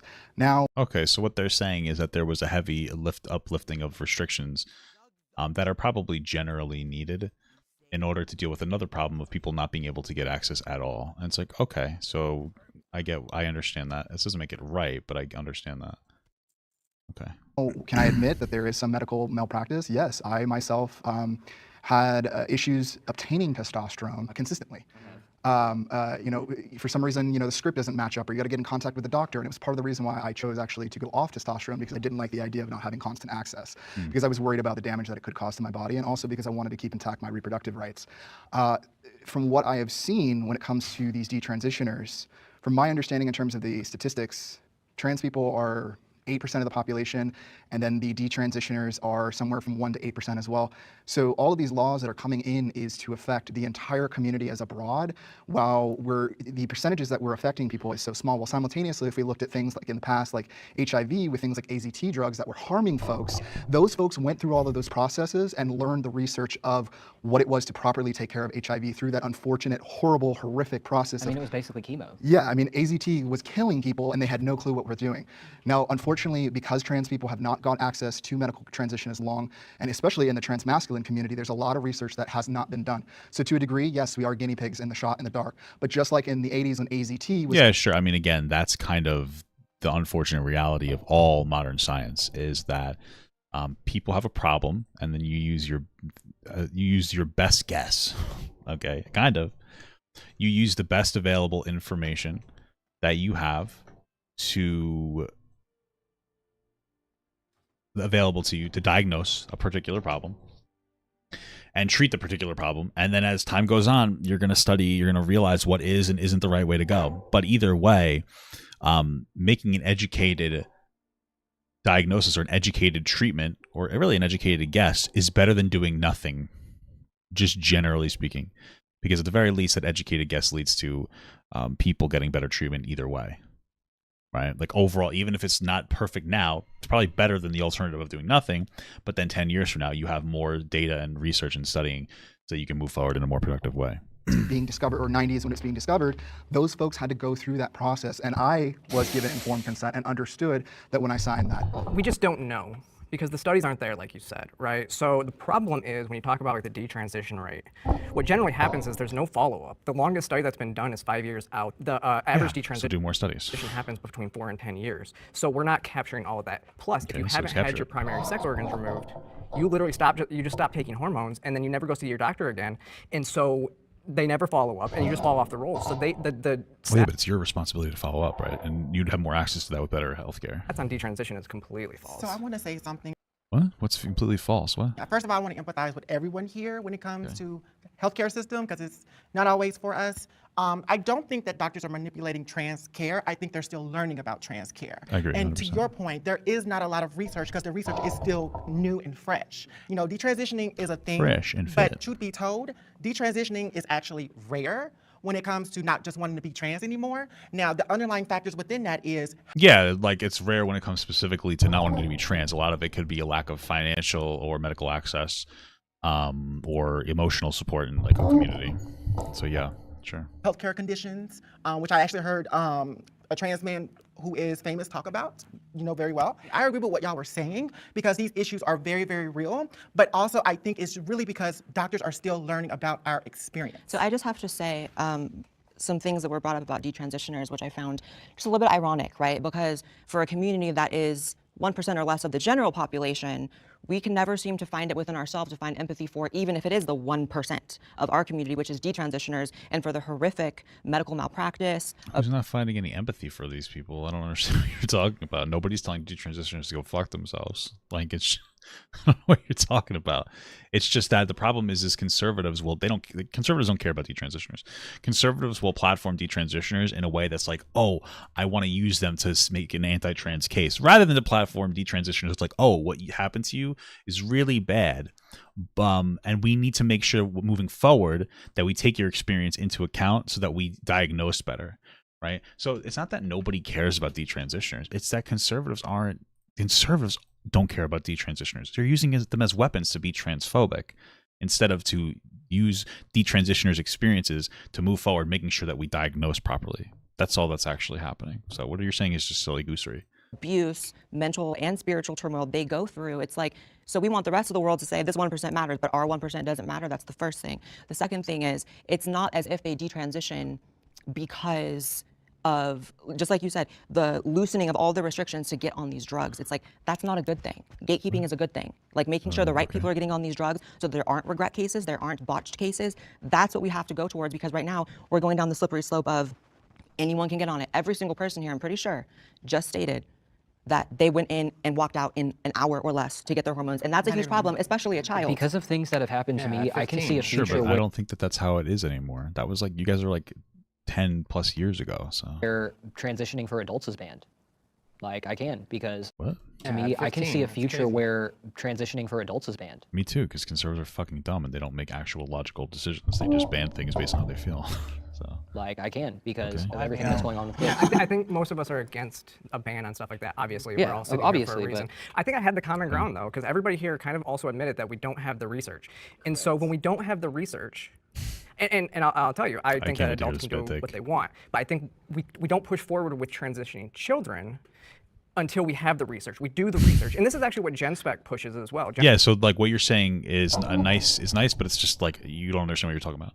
So first of all, we do have the research. We have we all the available research that we have suggests or tells us that the way that we're treating minors for gender dysphoria is correct. As time goes on, we'll have more information to make even more informed decisions. But you're trying to say like, no, we shouldn't do anything until we have the data. How the fuck do you think that we get the data?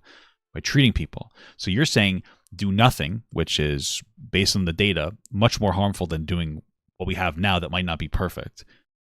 Is what you're saying is wrong. Like you're just not accurate about the way that we should engage with this. GenSpec organization, they push to get more research on it, so we absolutely know what this does. Because even the You WPATH can't guide- only get research on something if you do it. Like how are you going to study the long-term impacts of minors transitioning other than to have minors transition? It might sound harsh and horrible, but again, all the information says that that's better than doing nothing. So it's not really harsh and horrible. It's harsh and horrible to try to stop people from being able to do this. guidance, the latest guidance from WPATH, everything that it says even about puberty blockers, it cites a study, and then it says we don't know. To your point about gaining research, how do you expect the medical community to gain access to research if we're just preventing these folks to actually go through any of the processes to learn the scientific method of what is happening?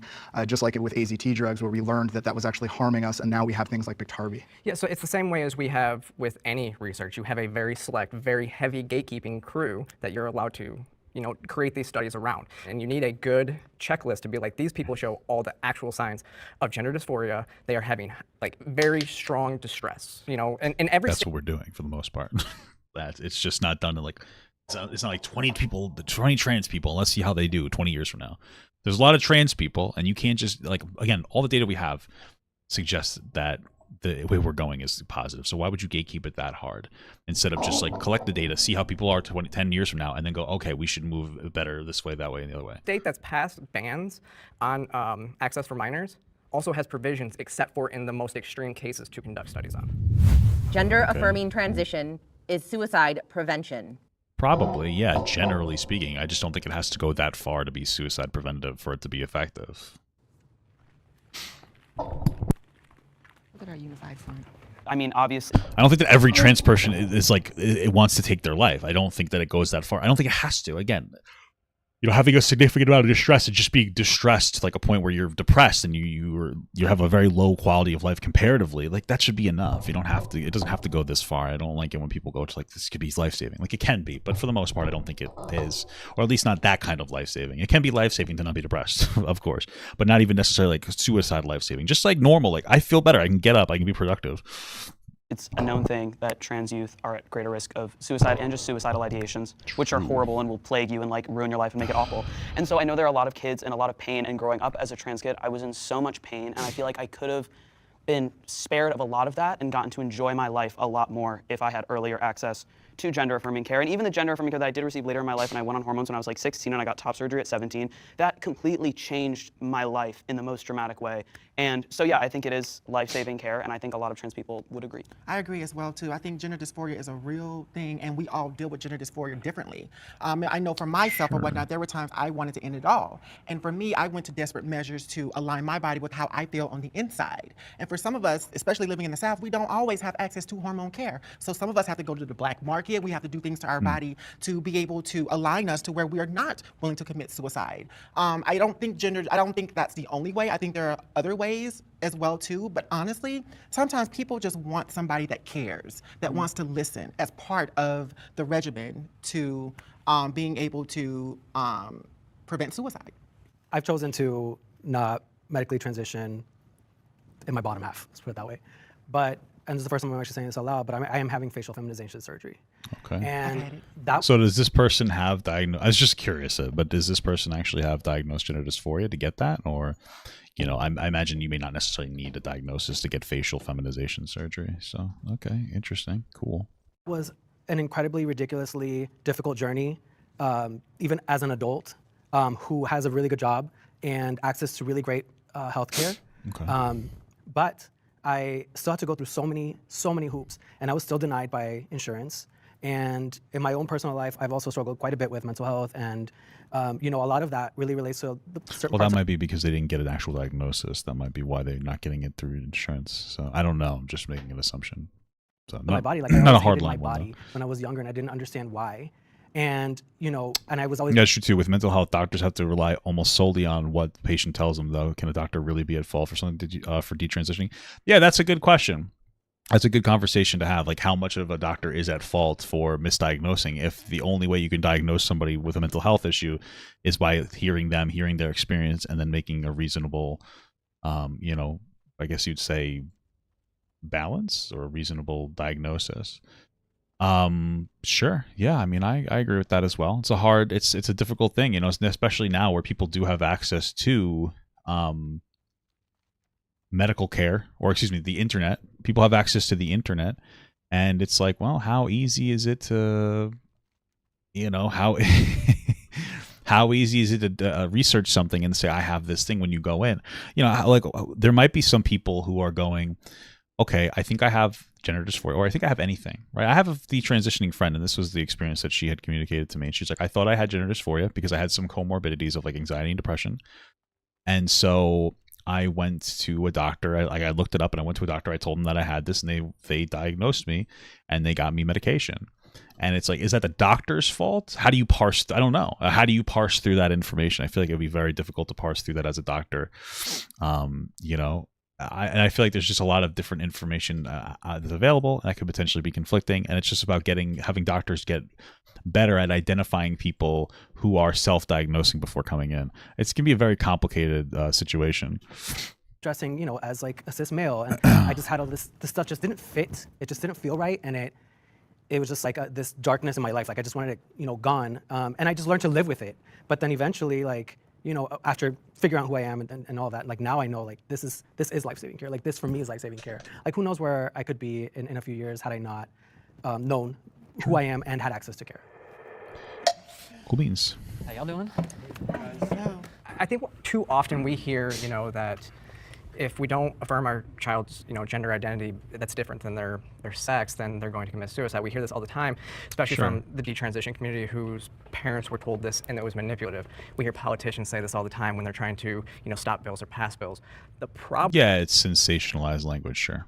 Problem with that is that's the same line that abusers use. So when you're in a relationship, if you're going to leave somebody and they say, if you leave me, I'll kill myself. All right, relax. I think the comparison's a little bit drastic. We're talking about sensationalized language with an actual factual foundation on the one hand of like kids or people in general need access to gender-affirming care because it's going to have a positive, or generally, based on the numbers, will have a positive outcome on their mental health versus a manipulative abuser saying, I'll kill myself if you don't stay with me, because they just want to have more control over somebody. Doctors aren't trying to have more control over people that are getting this care. People are trying to have control over their own lives. So, okay. Then that is an abusive situation. And it's not, you know, so that's the premise we start with. Transition, I mean, we're all here, we know, transition is not an easy process. It takes a heavy mental toll. And so I really think that you have, if you're already suicidal, you have to get that in check. you have to be in a healthy place before you can even think about going through the medicalization of transitioning. You can socially transition. I think that's absolutely fine.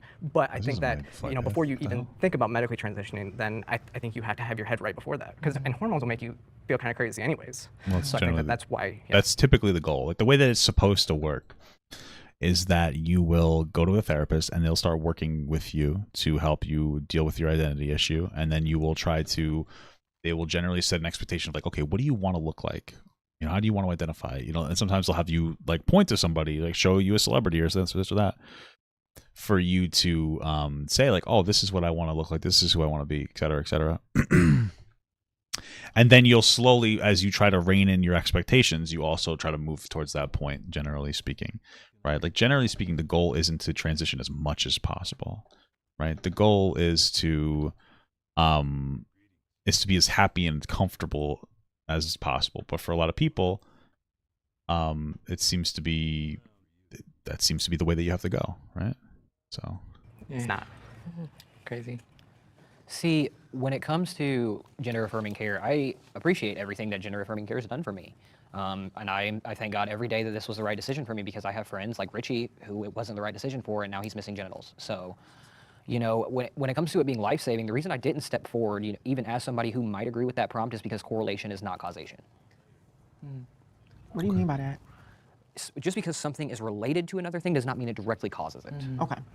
There's a little thing called a So are they trying to just say that they don't think that the gender dysphoria diagnosis is what's causing suicidality? Okay.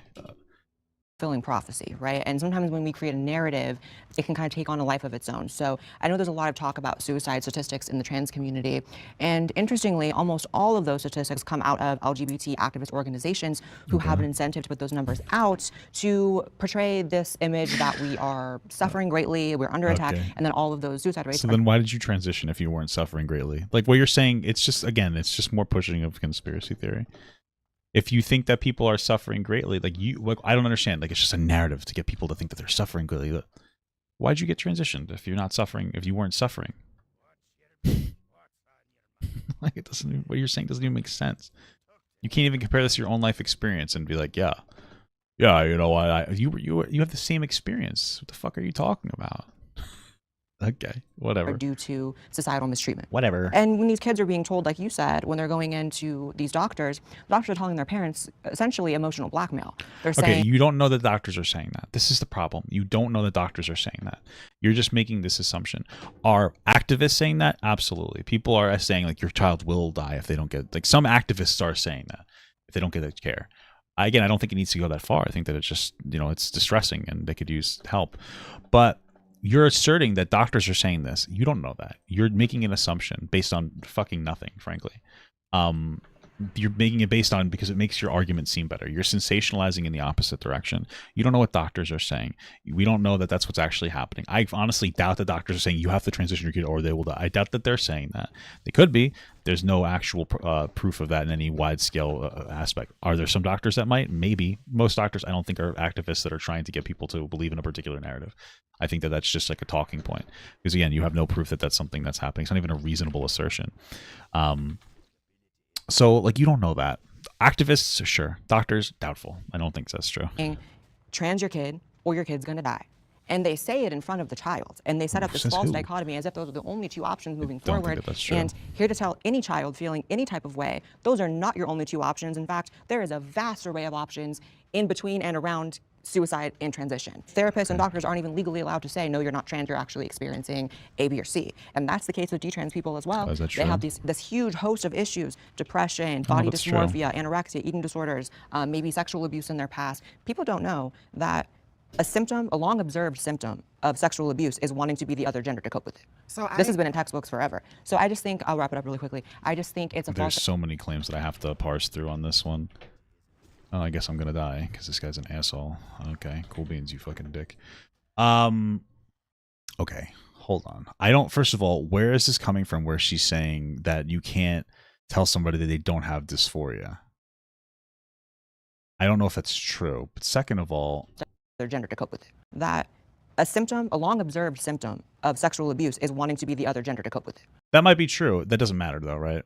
So just to be very clear, I don't know what she's talking about when it comes to doctors being able to say you don't have gender dysphoria, because by that logic, anybody that says they have it would instantly get diagnosed. I don't think that that's happening. I think that's bullshit. You'd have to show me something. But anyway, to that point, I think my understanding is it might be like if somebody's diagnosed with gender dysphoria, coaching them to not transition might be illegal or something. I don't know. But she's making a vague point that I don't think is proven. That being said, when it comes to her other point about potentially trauma leading to, I guess, gender dysphoria or whatever, if that is true, that doesn't change anything, right? So we don't know, because she's not even accurately quoting it. We don't know. There is a trauma associated with people in the LGBTQ community in general, right? We know that, but we don't know if the trauma caused the identification or if the identification caused the trauma. If you're a kid that's trans or you're a gay kid, chances are you're not going to fit in with most other kids because of what you're struggling with your identity, and so you're probably going to be isolated. You're going to be more alone, and you're going to be more easily targeted by predators. It's unfortunate. You're much higher. There's also a higher chance of you being bullied in general, because again, you're just not fitting in with the way that you're supposed to fit in, based on the way society tells you to. That's number one. Number two, it's possible that extreme trauma can cause you to have a myriad of different identities, right? We know it can cause PTSD. Maybe it can cause you to identify as LGBTQ, but that doesn't mean that you can magically go, oh, you know what? I'm, I have this issue. I'm trans because I was molested. Like, I don't, like, even if that's true,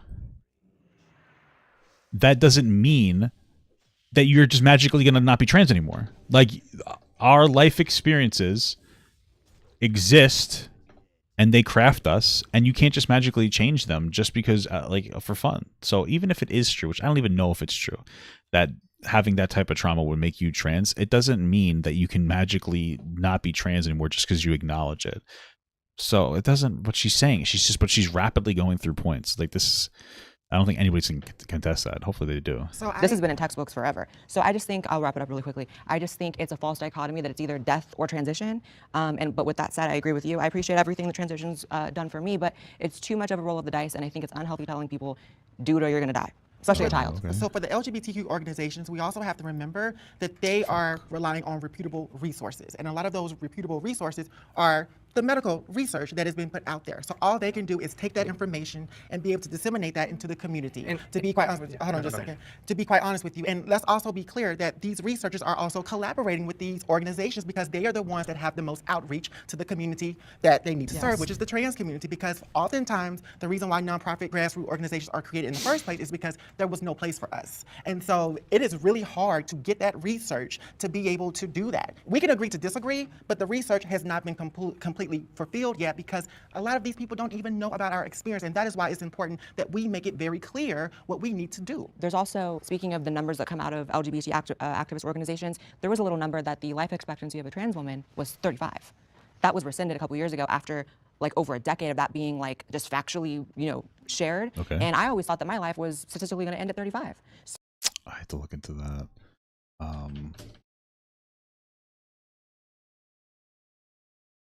Again, that's about science. That might have been the case. For years, black trans women have been told their life expectancy is 35 years old. That's false. While there's no evidence to support the statistic, experts do worry that it creates a self-fulfilling prophecy. Okay, so first of all, this wasn't even about trans women. It's about black trans women. And yeah, it sounds like that, I don't know where that statistic has come from. That's a bad statistic. It doesn't invalidate everything. But okay, cool. I don't know why Blaire thought it was about her. It's about fucking black trans women, but okay. Apparently this article wrote the term, they wrote the term self-fulfilling prophecy. So Blaire read this article for about 2 seconds and decided it was about her as a white trans woman, even though this is about black trans women, and decided to be like, oh, see, that made me feel like this was going to happen for years. No, you didn't. You probably never heard this fucking statistic. You're full of shit. She's so stupid. Oh my God. Okay. Whatever. This isn't even a medical. Hold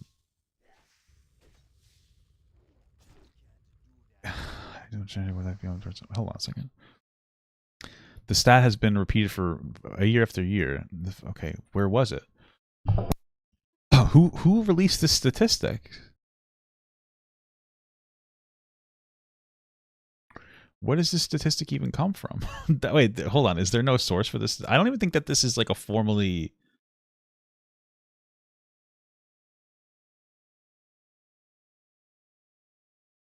I don't even know if this is a formally thing. I don't think I've ever seen this claim before. And I'm trying to see where it comes from. Apparently, let's see. Nobody can specify the source of the statistic, but it's frequently repeated in the media. Okay, so what I'm hearing here is that this statistic has no factual foundation ever in any capacity and has no medical foundation and was just made up by somebody, probably an activist, to be annoying.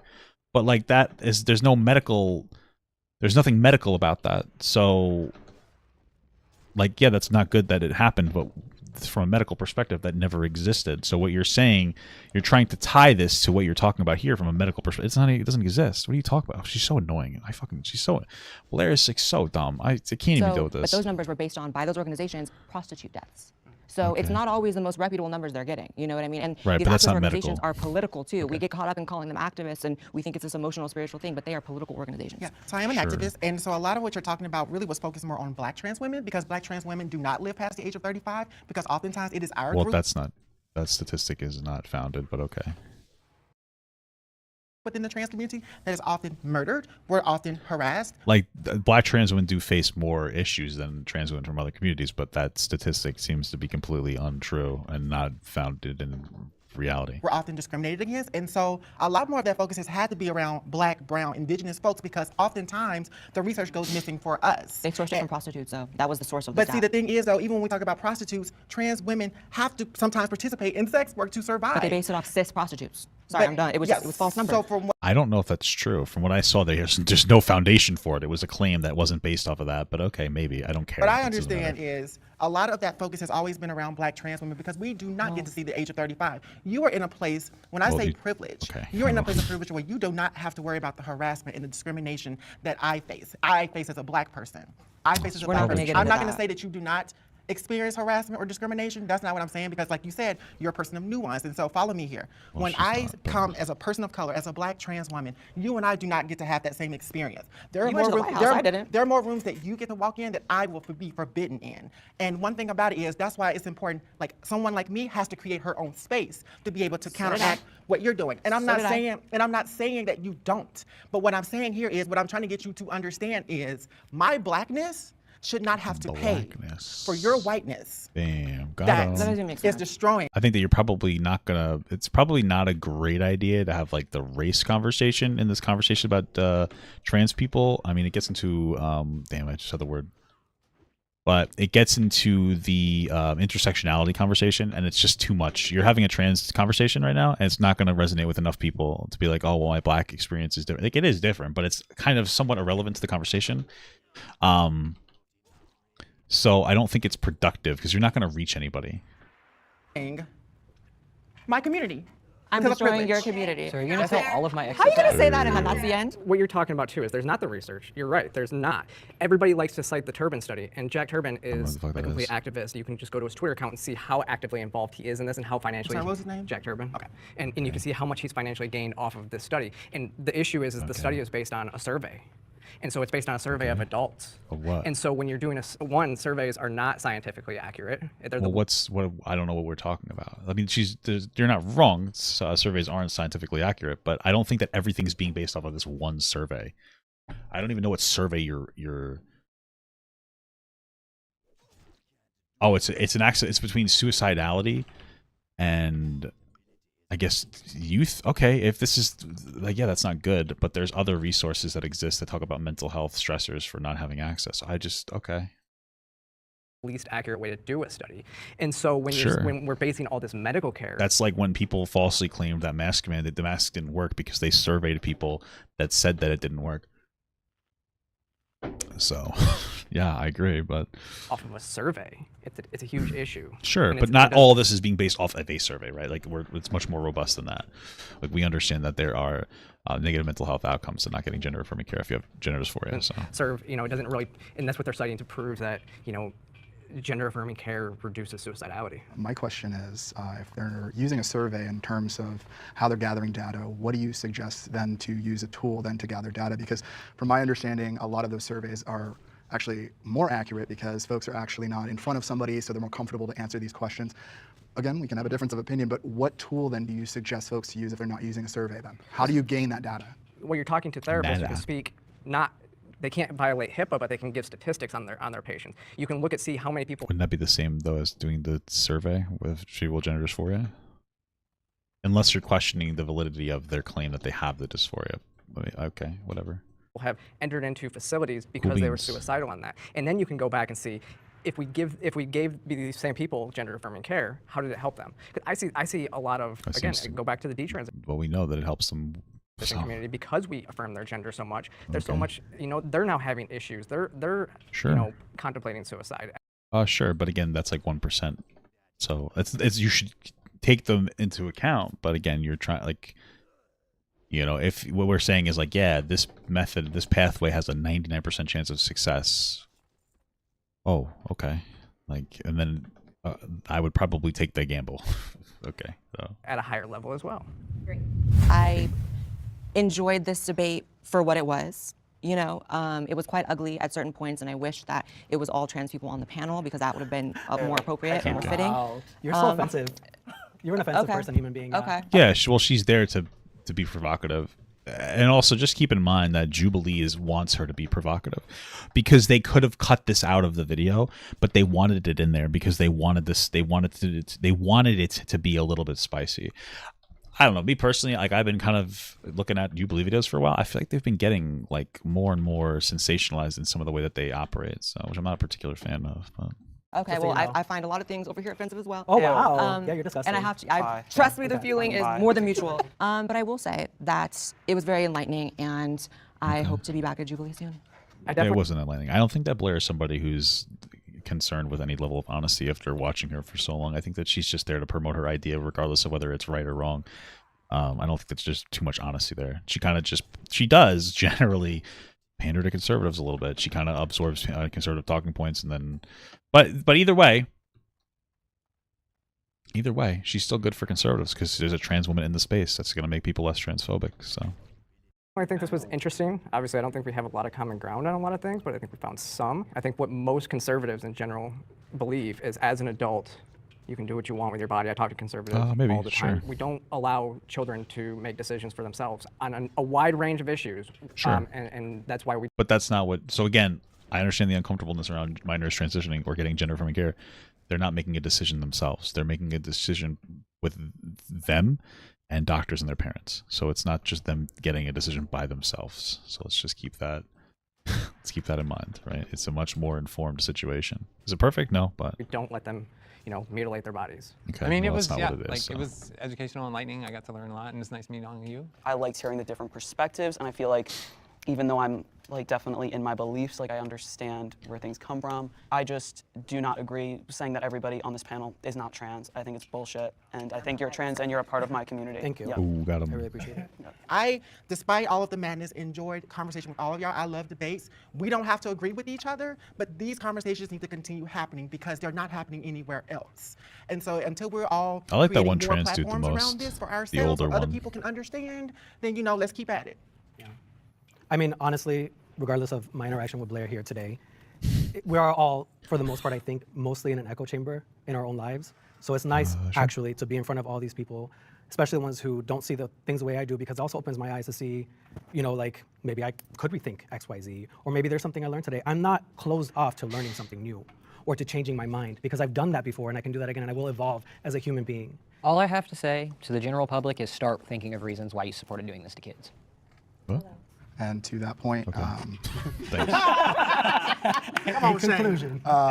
it's just I'm hoping that folks will be able to understand why the activism is there and what it is, because generally there may be mistakes made in that light, but at the end of the day, we are, as trans people, trying to gain access to society in a healthy, safe way, and also see a future for ourselves, which is something that I never had access to with the way that I grew up in a lot of that ideology of not being allowed to do things when I was 18, even though I knew exactly who it was. Okay, cool beans. All right, yeah. So that's that video. It was interesting. It was an interesting watch. It was a little spicy. That was fun. We always like a little bit of spice. But yeah, I liked it a lot. I can't say that I didn't. I'm happy we got through the whole video without it becoming a problem, without getting like some kind of a strike. So that's cool. And yeah, end of that.